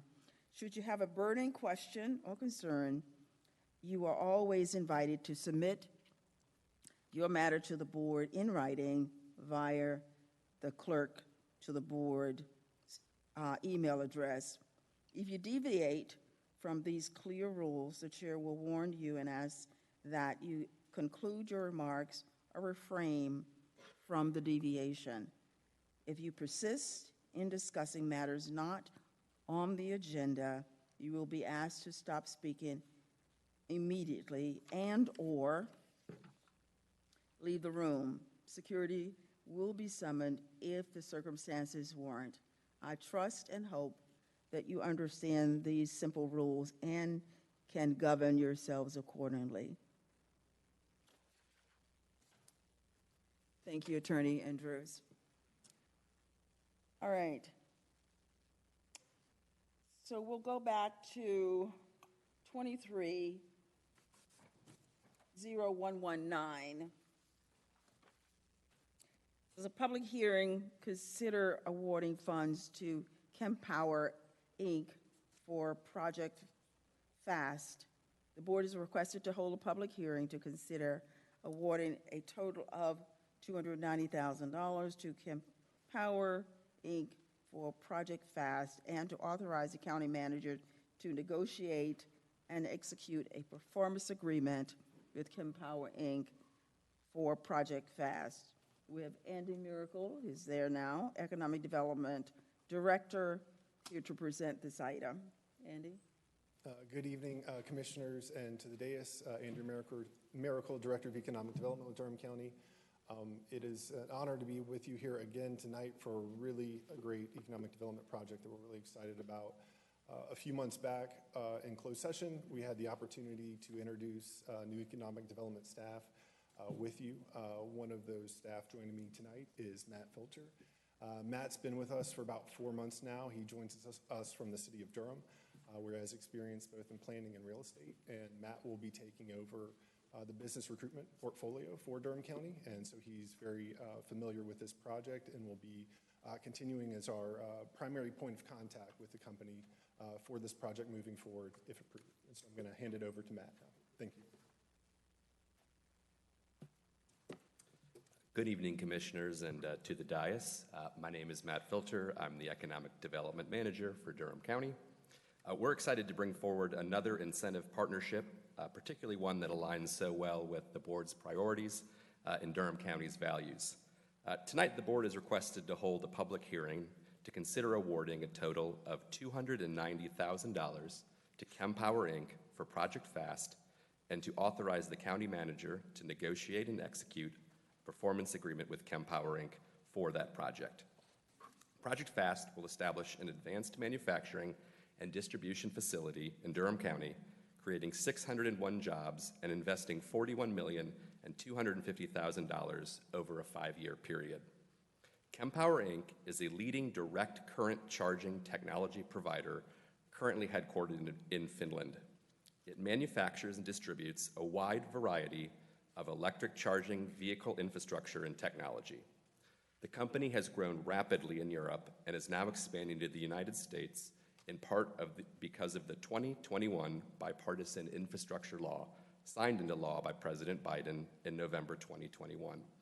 That law invests $7.5 billion to build out a national network of 500,000 electric vehicle chargers across the United States by 2030. The new facility in Durham County will be the company's first presence in the United States. The project is being facilitated by a Job Development Investment Grant, JDIG, approved by the State of North Carolina's Economic Investment Committee on February 7th, 2023. All JDIG awards require a local contribution, which in this case is proposed at $290,000. The project's 601 jobs will pay an average wage of $71,181.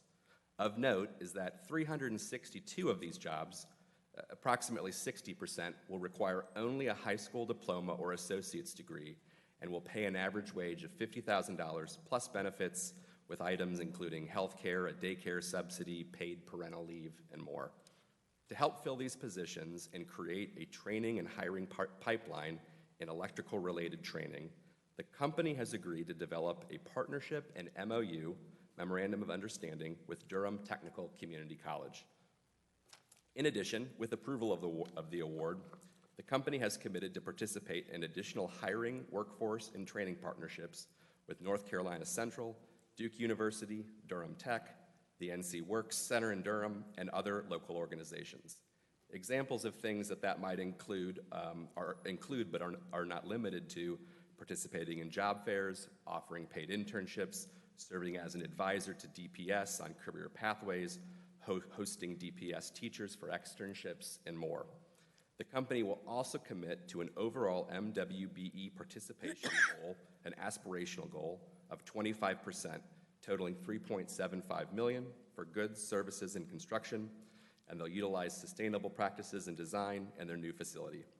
There are more details available in the attached briefing sheet that you all have and is also available online. All payments for the project will adhere to the Durham County Economic Development Incentive Policy and will only occur following annual performance verification. The company has met its job creation, investment, and community partnership targets. This includes maintaining that property taxes are paid annually at twice the scheduled payment amount for a maximum award amount over 7 years of $290,000. Staff recommends approval of this award. The public hearing has been advertised as required by law. Additionally, given the time difference, I think it's about 3:30 in the morning in Finland, our friends at ChemPower will not be able to attend this evening, but staff is here to answer any questions that you might have. Thank you. Thank you. Matthew, it is? Yes. Matthew and Andy, we so appreciate the briefing sheet that is in our package. It really gives us a real outline of the things that are being offered. We appreciate that. Commissioners, questions for staff? Commissioner Jacobs. Thank you, Matthew. I'm really sorry that our new friends in Finland cannot be with us tonight. We are just so blessed and fortunate here in Durham County to really have, this is our second. The other company was at Norway, am I remembering correctly? What was the previous? I'm unfamiliar with that company. We just did another, maybe I'm getting mixed up. We There did was Catalent. I believe that might have been during our closed session. We did have an announcement with Eli Lilly and Catalent in January. Okay. So this is our I think it's the third. Catalent, okay. That's what I'm thinking of. Another EV station, but an EV charger manufacturer. So we're just so lucky to have these great jobs and companies wanting to come here.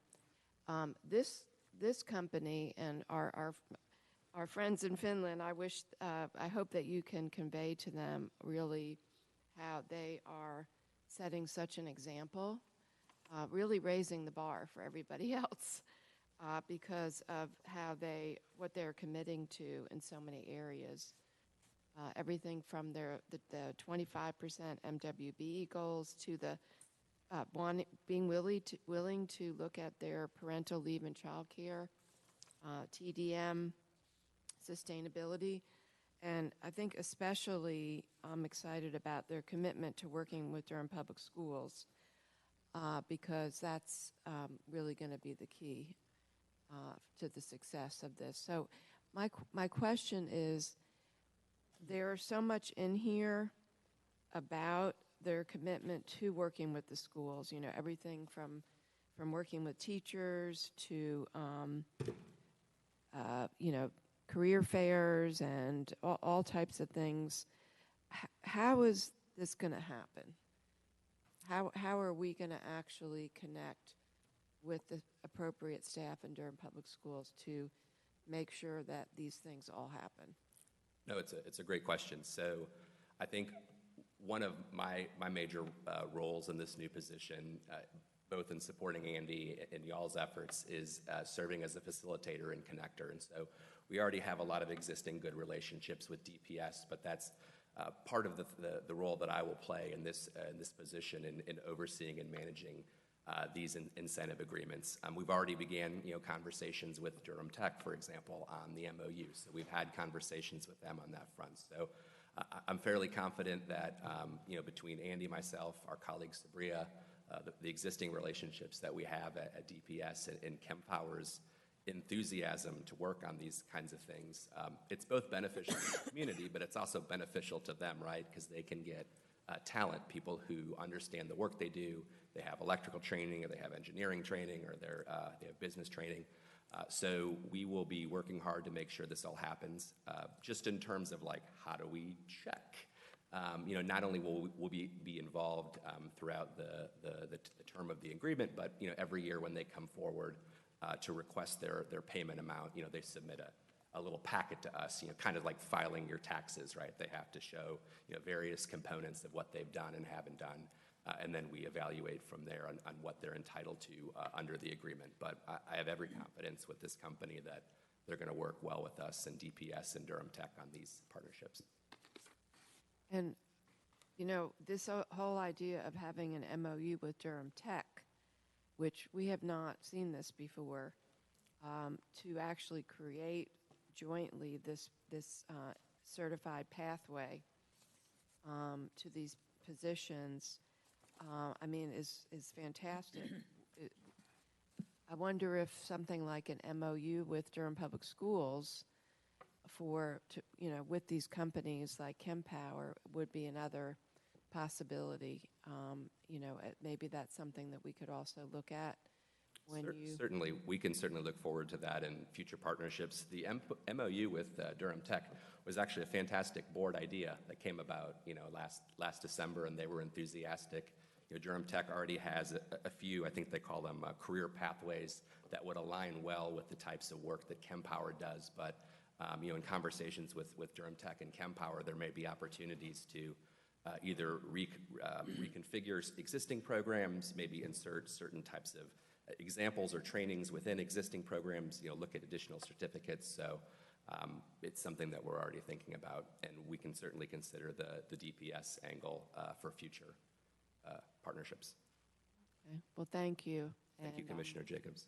Really excited about having these opportunities for people in our community. And this is, you mentioned the bipartisan infrastructure bill, but also the Inflation Reduction Act, because people can now afford to buy electric vehicles, and we'll be making the charging stations right here in Durham County.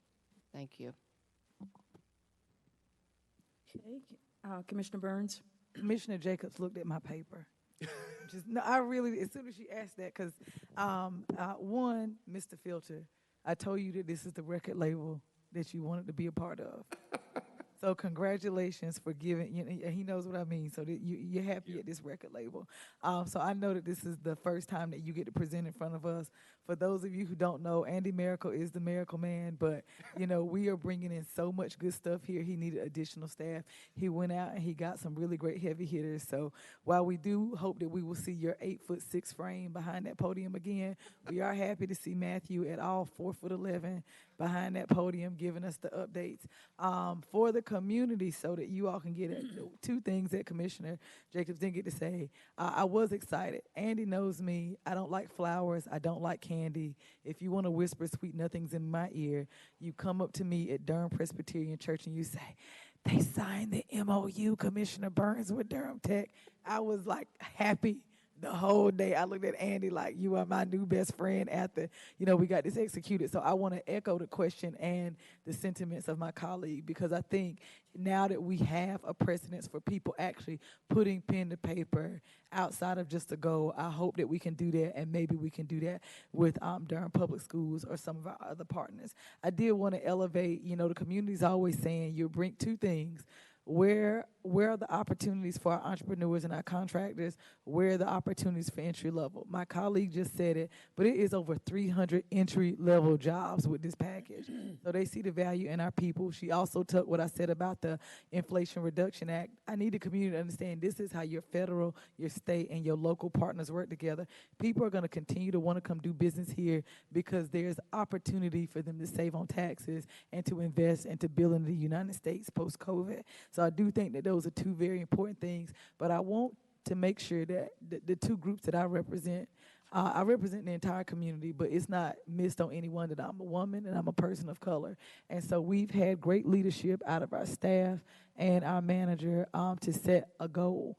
So I asked Andy for this because I was on a panel a couple of weeks ago. So since January, with Catalan, with Kim Power in the event it passes tonight, and with Eli Lilly, we've set these 25% goals. That is all told for those investments. That's $42.65 million that these folks have said we will do in construction services, in professional services and goods with women and people of color in this state. So this is not just about jobs. This is about putting capital into our neighbors' hands who endeavor to be entrepreneurs every day. That's a $50 million investment that this board and this state brought to this community, and I don't want that to not go highlighted. So you elected a board to bring you jobs. You elected a board to bring you opportunity. I hope you can look at these examples and know that we're doing our job collectively for the better and greater portion of Durham. I have one other question. When you say you said it will be $15 an hour. Application exceed $15 an hour. What do you mean specifically by that? Yeah, just in all of, it's a great question. In all of our attachments for the various proposals that we bring to you all for public hearing, there are certain floors that we need to exceed to make sure that we're in line with Durham County values. And so I think that there's a $15 an hour wage policy at the county, and we're just acknowledging that this far exceeds that so that folks know. It doesn't say how much it will exceed, but it will exceed. Yeah, so the average wage the average wages for the overall bulk of jobs are in the low 70s. The entry-level jobs are around 50,000. I don't know, what does that break down to? Maybe $30 an hour, give or take, not including benefits? You have to check my math, but it's above 15, significantly. Commissioner Carter, anything for you? Well, my colleagues have said such spot-on, excited comments that I totally concur with. And I just would add that it is going to be really difficult to approve incentives with future companies that don't measure up in the same way that Kempower has, you know, just with everything, you know, like you said, they're really aligning with our values, the number of jobs that don't require an advanced degree, the daycare, the paid leave, and then the pipeline with an MOU to, you know, with very a guided pathway to the job. I just think that's the most exciting one of all, the 25% MWBE goal, the green building practices. It just goes on and on. So that is thrilling to see that they're really going to earn the incentive. And it's also really exciting to see the bilateral infrastructure bill, you know, coming down to the local level and how it's unfolding in our nation. It's quite a remarkable achievement of President Biden, and I, you know, am just so excited to see it happening here in Durham. And it's great, Matt, to have you be the filter behind the miracle. Unfiltered opinions here at your service. If I could just add... Okay. May I add just one comment to Commissioner Carter's comments? I think what's also really neat about this project, on the second page of the handout, there's a chart of all the different, you know, positions. This is, it shows that there's lots of mobility. This isn't just a company that's coming with a bunch of kind of entry-level jobs or a bunch of jobs at the very top. There are lots of opportunities for folks to stick with the company. Several years make 70,000, 80,000, 90, and, you know, on upwards. So I just wanted to highlight that. I'm sure you all knew that and saw that, but just for other folks tuning in. Thank you. All right, so at this point, I will open the public hearing. Did we have anyone sign up for this item? No, ma'am. No one signed up to speak?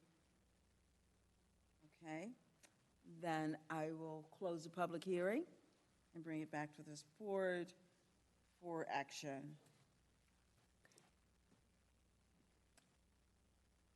So what's your Madam Chair, pleasure? I would like to make a motion that we approve awarding Kempower Incorporated $290,000 in an economic development tax incentive package. Got a motion and a second. All in favor? Aye. Aye. Aye. Approved, 5-0. All right, now we'll go to 230129, a Unified Development Ordinance Text Amendment, Sanitation and Erosion Control, TEC 22000005. The board is requested to conduct a public hearing and receive public comments on the Unified Development Ordinance Text Amendment, Sedimentation and Erosion Control, TC 22000005, and entertain two motions. We have Sarah Young, Planning Director, and Ryan Egan, County Stormwater and Erosion Control Division Manager, here to present this item. Good evening, Chair Howerton and Commissioners. I'm Sarah Young with the City County Planning Department. I want to start by certifying for the record that all legally required notice requirements have been met for this item, and affidavits to that effect are on file in the Planning Department. This text amendment, case TC 220005, proposes revisions to the sedimentation and erosion control standards and the enforcement and penalty section within the Unified Development Ordinance. The purpose of these amendments is to address ongoing concerns regarding the soil erosion during the development of larger sites, increase design and implementation requirements in areas with Triassic soils, and to provide additional tools for enforcement. The Planning Commission unanimously recommended approval of this on January 10th, 2023. Staff recommends that the Board of Commissioners approve the ordinance amending Article 12 and Article 15, and also approve a consistency statement declaring the request consistent with a comprehensive plan and also reasonable and in the public interest. I have with me tonight Ryan Eves for any questions on the technical language of the amendment. Thank you. Thank you. Questions from commissioners? Carter. Yes, thank you, and thank you so much for this great work. I am excited to approve this. I'm assuming our board probably will. One question I do have is, and I don't remember where I read this, but I think maybe one of the Planning Commission members mentioned that they had some questions about compliance, with the new ordinance amendments, and I think maybe the response that they had gotten was, that the county's checking in on whether or not the developers are being compliant happens once every 6 weeks, and we really would like to move that to once every 4 weeks, and just wondering if we will have the staff to be able to do that. And, well, first of all, am I right about that? I feel like I read that somewhere. I believe you're right. Ryan Eves, Division Manager for Stormwater and Erosion Control.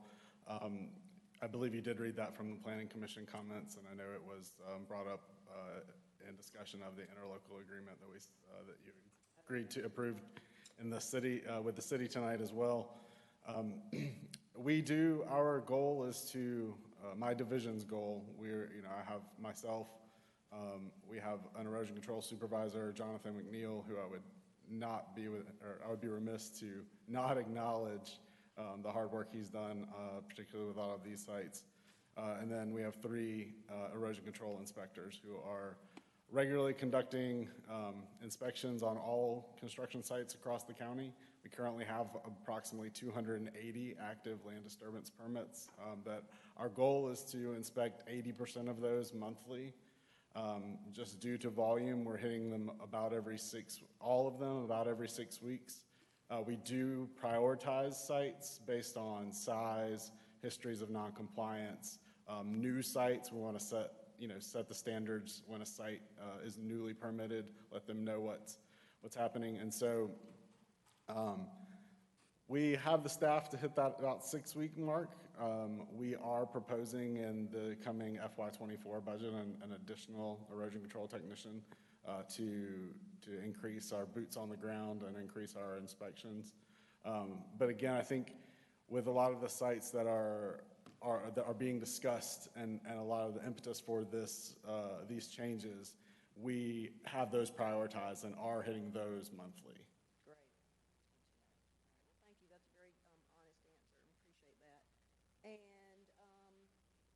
could you explain the stop work order a little bit more? Yeah, this is something that we have regular meetings among Triangle area erosion control programs, and we have discussions with the Sedimentation Control Commission about things, and they had asked local communities to discuss some of their enforcement measures.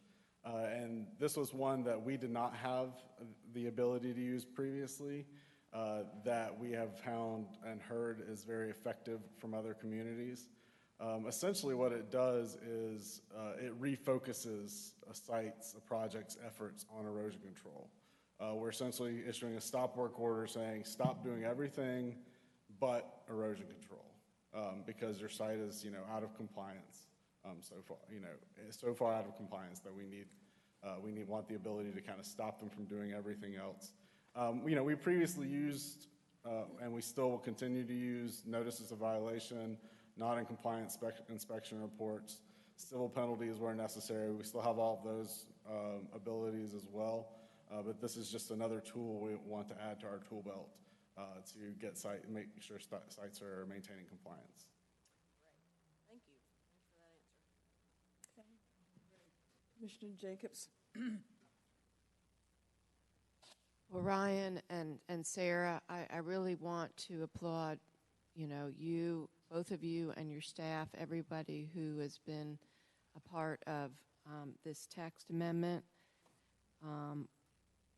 These are very, very, very common sense, very basic things that should be easy for people to really implement, and are really important, steps that we can take to specifically address the intensity of development that we are seeing in the eastern part of the county that is in a very unique area. The Triassic Basin which is a unique geological feature that is not found in any other area of the state.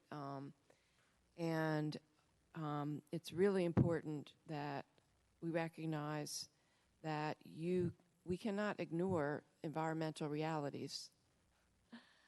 The environment will always win. It will always come back to bite us if we don't try to do what we can to address the impacts to the environment.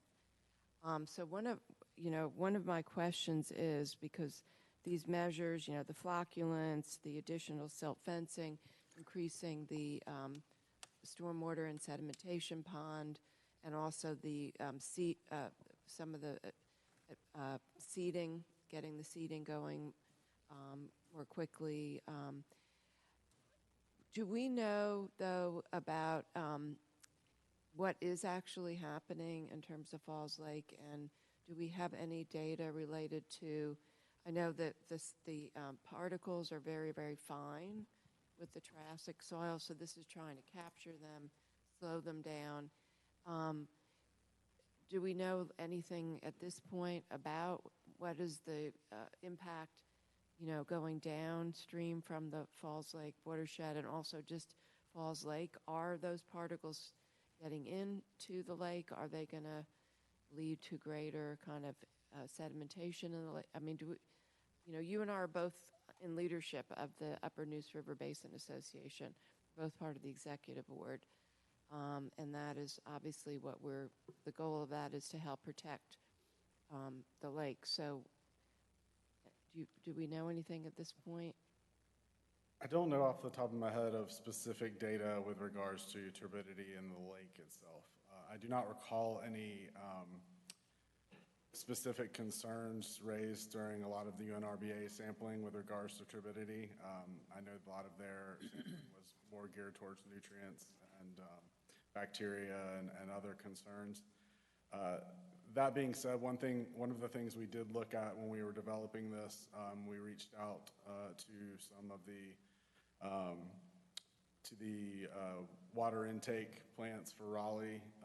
They have not had any concerns or any challenges with regards to these sediment with any of these fine particles causing any challenges at their plants for intake of water to provide the city of Raleigh with water, which is ultimately kind of the impetus for the Falls Lake rules. That's not to say that's the only important thing, obviously, but I'm not aware of any specific data at this time. I do want to mention one thing that you will hear a little more about probably in the budget, and you may have heard. We are going to be partnering with the City of Durham Stormwater Group to do a watershed study of Lick Creek and Little Lick Creek. It's kind of they've been working their way systematically around the county doing their watershed studies. You'll probably have seen their stream scores and things like that that they produce. They typically work inside the city, and Lick Creek certainly has a significant portion that is inside city limits, but it has a significant portion that's in the county as well. And so we will be partnering with them in the upcoming year, probably 2 years, to do a full watershed study to help know more about the watershed, what's going on, look for retrofit opportunities and other ways that we can improve water quality in Lick Creek and Little Lick Creek. So just bring that out. We may not have a lot of that data right now, but we will. That sounds great. I'm really glad to hear that we're going to be working together with the city on that. That's really important to get the data and really be monitoring what's happening. Are we doing any monitoring of any wells or the water that, coming into people's homes? Are we involved with any monitoring on that level? I'd have to pass that to environmental health to know if they're doing any of that kind of monitoring specifically, but I'm not aware of any. Okay. Okay. I guess I'll follow up with staff on that. And are there any other anything that you wish was in this text amendment at this point that, or that we could look at in the future? I certainly think we can have future discussions. I think we are doing a lot with this amendment. I would remind you that because of the process that we have to go through, because we are a locally delegated erosion control program through the Sedimentation Control Commission at the state, we have to go through them first with any amendments or changes to our program we're going to make. These amendments have already been to them for a first review and received a good review. They were happy with them, and so any additional changes will obviously have to go back there. Not saying we can't do that, just pointing that out as a part of the process. One thing I'm really proud of, and I think we should be proud of, is this addition of flocculant requirements. We'll be the first local program in the state to require the use of flocculants. Many of them, like us, recommended their use in the past. We'll be the first to actually require their usage. And so I know from the state sedimentation specialist that we're opening a door, and she's kind of waiting to see what we do and expecting others to follow. So I think that's something we should be proud of that we're doing as part of our program. Thank you, Ryan, for your role in helping to lead the way, Durham County leading the way. And I'm looking forward to the City Council approving this at their March 6th meeting, and then this going back to the State Sedimentation Commission on May 23rd. Thank you so much. Okay, other questions? Okay, I just have one, Ryan and Sarah. The concerns for the citizens, have they been addressed partially? Where are their concerns being met? That's a big question. Yeah. I think that these amendments here go a long way to addressing some of their concerns. I'll pivot to Sarah. There's another amendment that you'll be seeing in the coming months that we are working on with regards to grading and phasing of development that will also, I think, have an impact and is of concern of the citizens in this area. Sarah can speak to the timeline of that, but it's another way in which we're trying to address those concerns. Okay, thank you. Yeah, I was going to mention that same thing. Thank you, Ryan.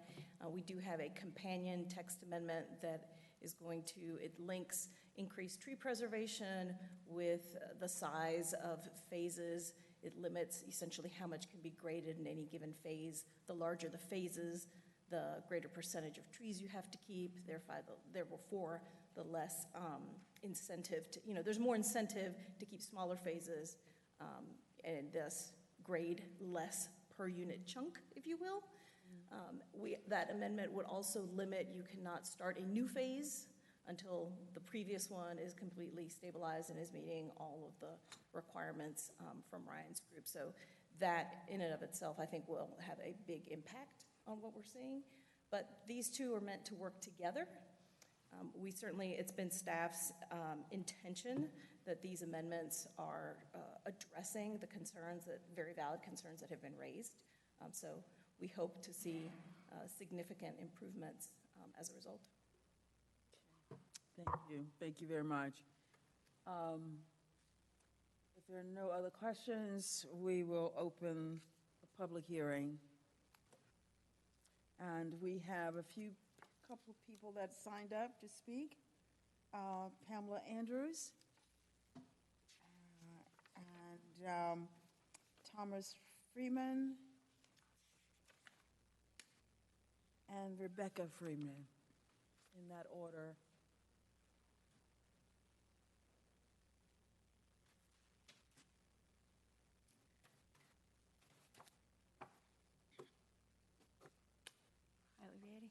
Good evening. It's nice to see you all. Thank you for your time. I know we've been bombarding you all with lots of emails, and we truly, truly thank you. We also thank Ryan, and we thank Sarah for hearing our complaints as well. And I'm sorry we've been such a pain. But, you know, this is what we see in our creeks. And I've met with Heidi, Ms. Carter, Wendy Jacobs, I've met, and Brenda and Namashina. I think the only one I haven't actually met with is Ms. Alam, but our group, not just me, but my group. And we thank you. We sincerely thank you because we are very concerned about our water in our area. We're very thankful for this new sedimentation and erosion control amendment. The background statement is, which is in Sarah's memo, quickly I'll read, says, and Sarah, I'll quote you again, dear, sorry. Updates to the erosion control standards of the UDO are necessary to address these concerns and further protect our local waterways from sediment pollution. From growing urbanization, a cumulative impact analysis is warranted to understand the impacts of these practices across the watershed. It's not just Lick Creek. We're very concerned about all our creeks because there's a lot of development, as you know, in our side of town. But we're especially interested in the impact that you guys have stated, the increased stream buffers, the flocculants. I think it's going to be interesting, Ryan. The 2 rows of silt fencing, I think, has potential. Specific requirements for the Triassic Basin soil, because as Ms. Jacobs has mentioned, this is not soil just in any part of the country. It is very unique soil, and until you are scientists and really go in there and look at that map and dig in there, you realize there's a reason Southeast Durham has not been developed in the past.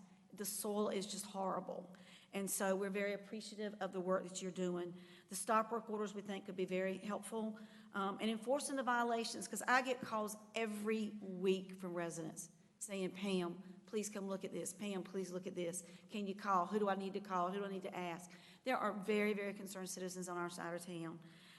And only time's going to really tell how effective this new amendment will be, tied in with the second amendment that Sarah and they were still working on, to protect Lick Creek, as well as all the creeks out there, Ellerby Creek, Little Lick Creek, Panther Creek. They all flow into Falls Lake, which is all a big concern. And so we hope that our creeks will suffer less impact than what we've seen recently. We look forward to getting this amendment in place as soon as possible, as well as the tree preservation amendment.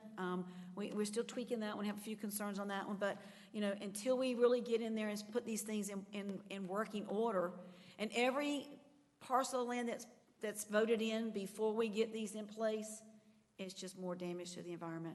So we have, and we appreciate that, and glad to hear that tonight. We desperately need a comprehensive environmental study. We've been saying that for many months, and I know you guys have heard that. And we truly do thank you, because our environment, like you said, Ms. Jacobs, I mean, you can build all the houses you want, but if you've destroyed the environment, what good have you done? People want to come here and they want to learn and live, but we also want to live in a healthy environment, not in an environment where you can't get in the creeks, you can't let your children in the lake. I mean, there are some serious concerns, so thank you. From the bottom of my heart, thank you. Thank you.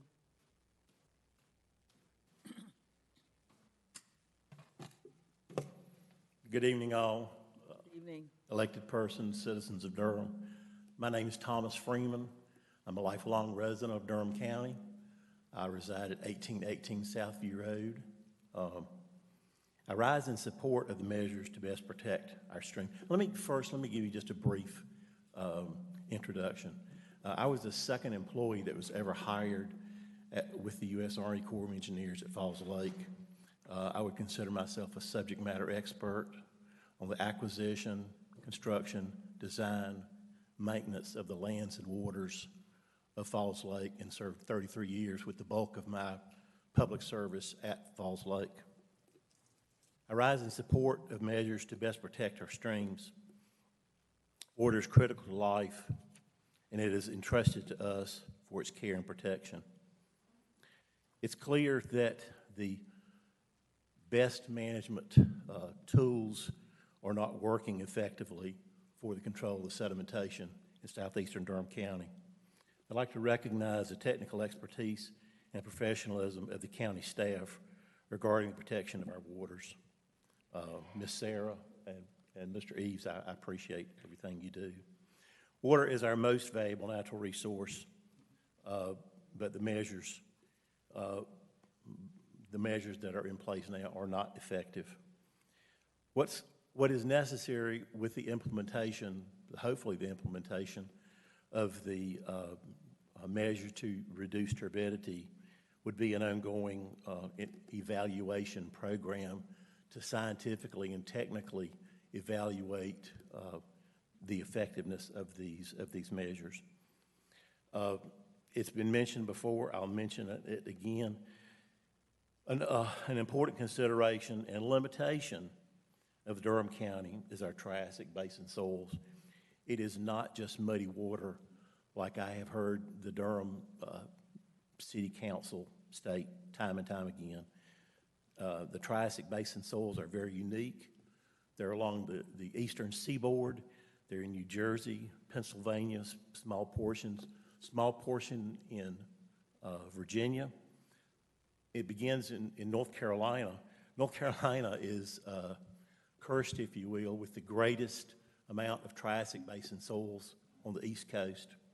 They begin in South Granville County, moving in a southwesterly direction, encompassing the greatest majority of Durham County, moving onto portions, a strip of Wake, Chatham, Lee, Moore. There's a break, then it picks back up in Richmond and Anson County. So this is truly a unique environmental situation that Durham County is facing. It's sedimentary rock, highly erodible, built of sandstone and siltstone, has extremely fine particles. It stays suspended in the water column for months and months and months. My sources are the North Carolina Geological Society and the United States Geological Society. I encourage you to check those sources out. Thank you very much. Thank you. Thank you. Good evening, Commissioner Chair Howerton and other commissioners here. Thank you for, I'm Rebecca Freeman, 1818 Southview Road, Durham. I'm a lifelong resident of Durham County, and I thank you for the opportunity to speak with you tonight regarding this proposed amendment. I want to thank Ryan Eves and Ms. Sarah Young and others that were involved in pulling this together. It was sorely needed, and they recognized that, and I appreciate their time and effort and energies onto this, as well as the other amendment that will be forthcoming, and we hope that they will be both work together in tandem. The February 27th, 2023 memo to Dr. Kimberly Sowell, County Manager, that accompanies the Sedimentation Control Amendment explains the need in really great terms for more protections needed for Triassic soils found in southeast Durham. I support not only the added protections, but also the added enforcement component, which I think has sorely been needed. But out of great concern, I'm concerned will these protective devices be effective in controlling the high-velocity, soil-laden runoff from the continuing to pollute and destroy the creeks in this area, and especially in southeast Durham, and that is a major tributary to Falls Lake and impacts a small business in Durham County, the Rolling View Marina, and other recreational areas. And again, we've discussed this among ourselves. We hope that there will be an evaluation component to this, so we'll see how well this is working and if additional things are needed to help protect the environment. Will there be evaluation? We have criteria been set for that already. We hope so. Lastly, I call your attention to item number 23-024 that's on your agenda tonight, is the 2022 Planning Commission Annual Report. A number of those developments that came up before the Planning Commission in 2022 that were annexed and approved by the City Council are in the watershed areas of the county. And so I encourage you to look at the numbers that will probably not be covered by these amendments. So we hope that these amendments will be approved and will be enforced and will be out there for our team to enforce. And we appreciate that Mr. Reeves will be getting perhaps more help to inspect these areas because they're sorely needed. Every 6 weeks, it's just not getting enough. For a really big rain, we see lots and lots of muddy and soil-ridden stream flow in the creeks, and it's really being a problem in getting into our tributaries and into Falls Lake.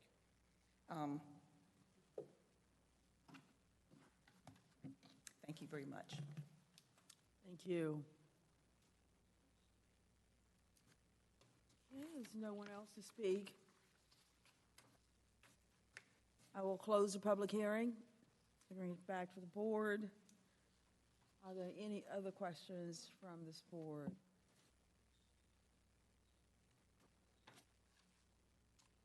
So if there are no other questions, I really want to thank the citizens that came to speak, and it's a process, and we know that, and we just got to get it right. Commissioners? Madam, I'd like to make a motion to adopt an ordinance amending the Unified Development Ordinance incorporating revisions to Article 12, Infrastructure and Public Improvements, and Article 15, Enforcement. Okay, I need a second. Second. Okay, it's been moved and properly second. All in favor? Aye. Aye. Okay, passes unanimously.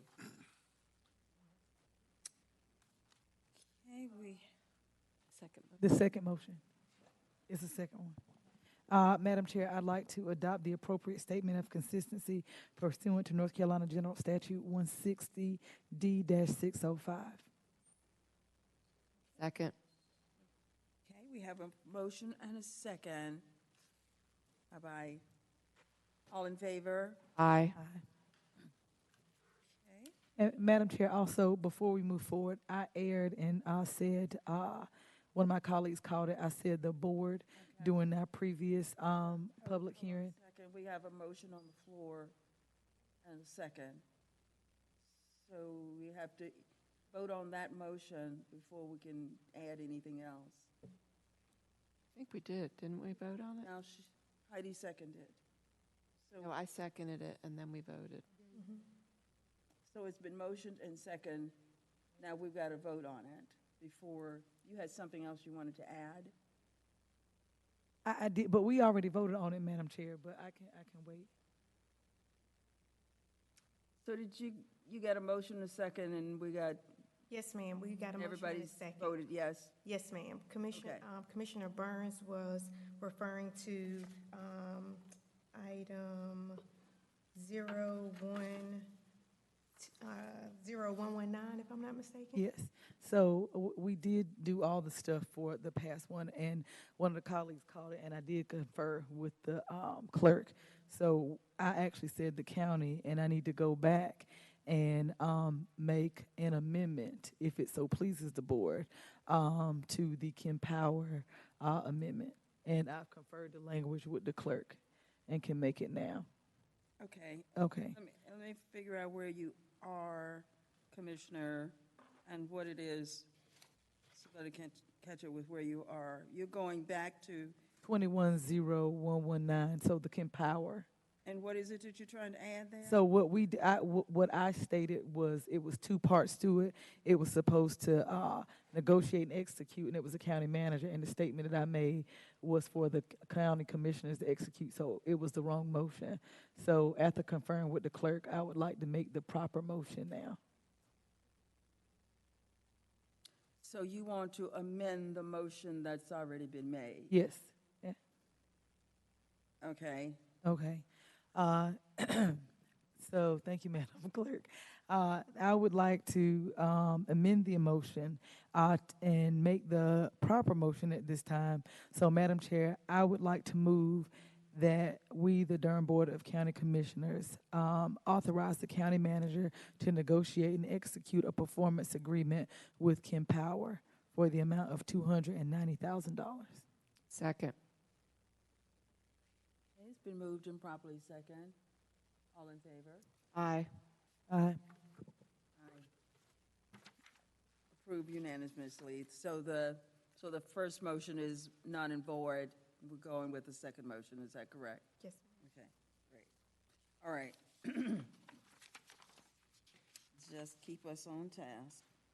So the next one, let's see. So we've got 230117, and this is adoption of initial resolution related to not to exceed $235 million limited obligation bond series 2023 2023A and 2023B, and calling a public hearing thereon. So the board is requested to adopt the attached resolution which authorized the negotiation of an amendment to an installment financing contract in connection with the execution and delivery of a not-to-exceed $235 million limited obligation bond. And Susan Tiot is here, our Chief Finance Officer. Hi, Susan. Hi. Good evening, Commissioners. So just to, as a refresher, this $235 million, if you remember, we did the initial lobs draw program in June of 2020. And then we expanded on this initial lobs program in April of 2021. Because if you recall, in June of 2020, that was right at the hardest hit of COVID, and the banks could only have, there was only so much they could allow. So we did $75 million at that time. And then in April of 2021, we expanded it to the tune of $210 million in tax exempt and $15 million in taxable.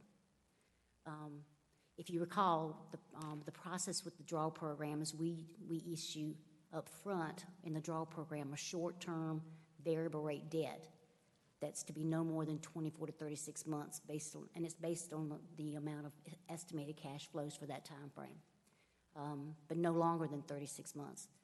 So when you go back and look at June of 2020, and we're now in February of 2023, we're fastly approaching that 36-month deadline. So this is per our financing plan to go ahead and issue long-term LOBS fixed-rate debt to pay off the current existing draw program for LOBS. If you recall, this is something that was implemented by George Quick like 2000 or early 2000s, and it has saved the county a tremendous amount of money by using this approach instead of issuing all the funds up front. It also eliminates arbitrage risk. So we're just adhering to our current financing plan with this, and then we'll come back at a later date for a new draw program. And also, just FYI, the 235 includes if we are to refund a current 2012 balance on a LOBS long rate fixed debt and a small portion of 2013. So when you add them together, that's approximately $16 million. As you know, we don't do refundings unless the market analysis and the interest rate is going to benefit a savings over like a 3% threshold. So when we get to the market pricing date, if that's the case, then they will be issued out in this particular issuance and refunded. If that ends up, depending on what the rate is that day, and it doesn't end up being that case, then of course that does not happen.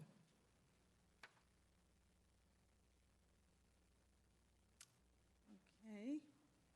Thank you, Susan. Questions, Commissioners? Commissioner Carter.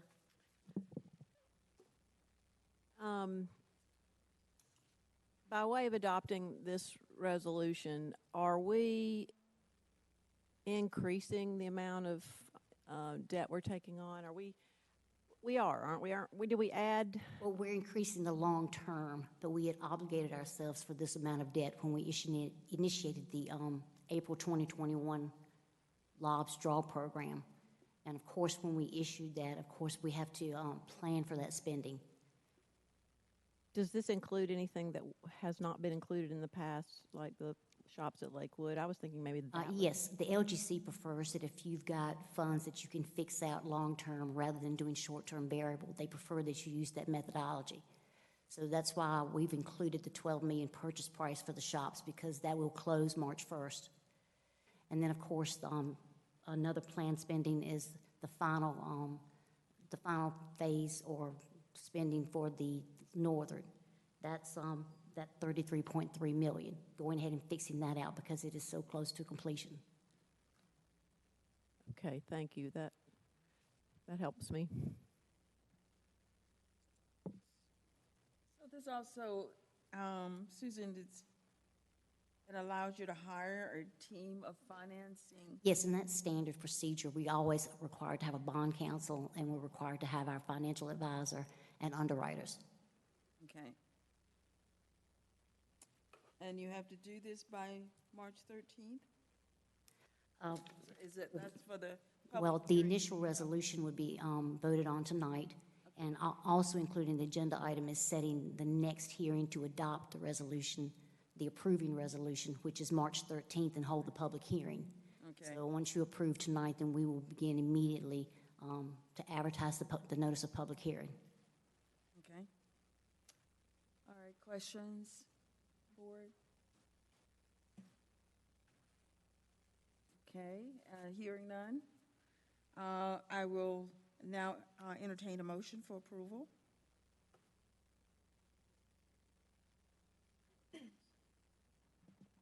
Okay, I will entertain a motion. Madam Chair. I would, Oh, go ahead, go ahead. Madam Chair, I will try to get this one right. I would like to make a motion that the board adopt the attached resolution, hire the financing team as identified in the resolution, and call a public hearing for March 13th, 2023. Second. It's been moved and properly second. All in favor? Aye. Aye. Passes 5-0. Thank you. Thank you, Susan. Now we are down to boards and commissioner appointments. Is the attorney ready? Yes, Madam Chair.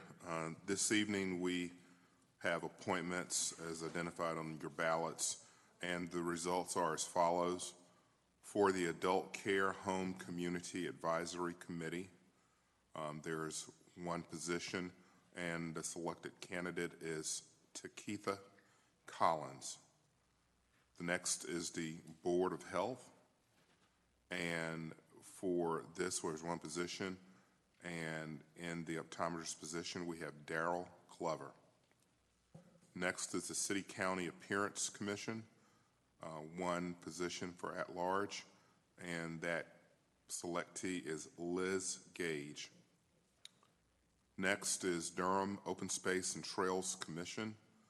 We have one at-large position. That selected candidate is Jeffrey Backelchuk. Jeffrey Backelchuk. The next is Historic Preservation Commission. We have two slots. One is at-large. The other is the Registered Landscape Architect position. For those positions, we have Deborah Green at-large and Michael Van Pran as a Landscape Architect position. Next is the Juvenile Crime Prevention Council. We have a vacant position under the Citizens category, and the selectee is Labria Stevenson. Labria Stevenson. Next is the Library Board of Trustees, and there's one at-large position.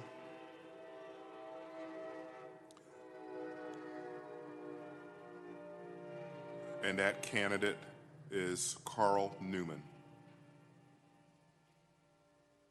That concludes the list. Thank you, attorney, and thank you, citizens, for offering yourselves and your time to serve on these boards and commissions. We appreciate your service. We don't have any agenda items pulled. Are there any other business before this board that needs to be taken care of? Hearing none, I will ask for a motion to adjourn. Okay. You second? Second. It's been moved and second. All in favor? Aye. Aye.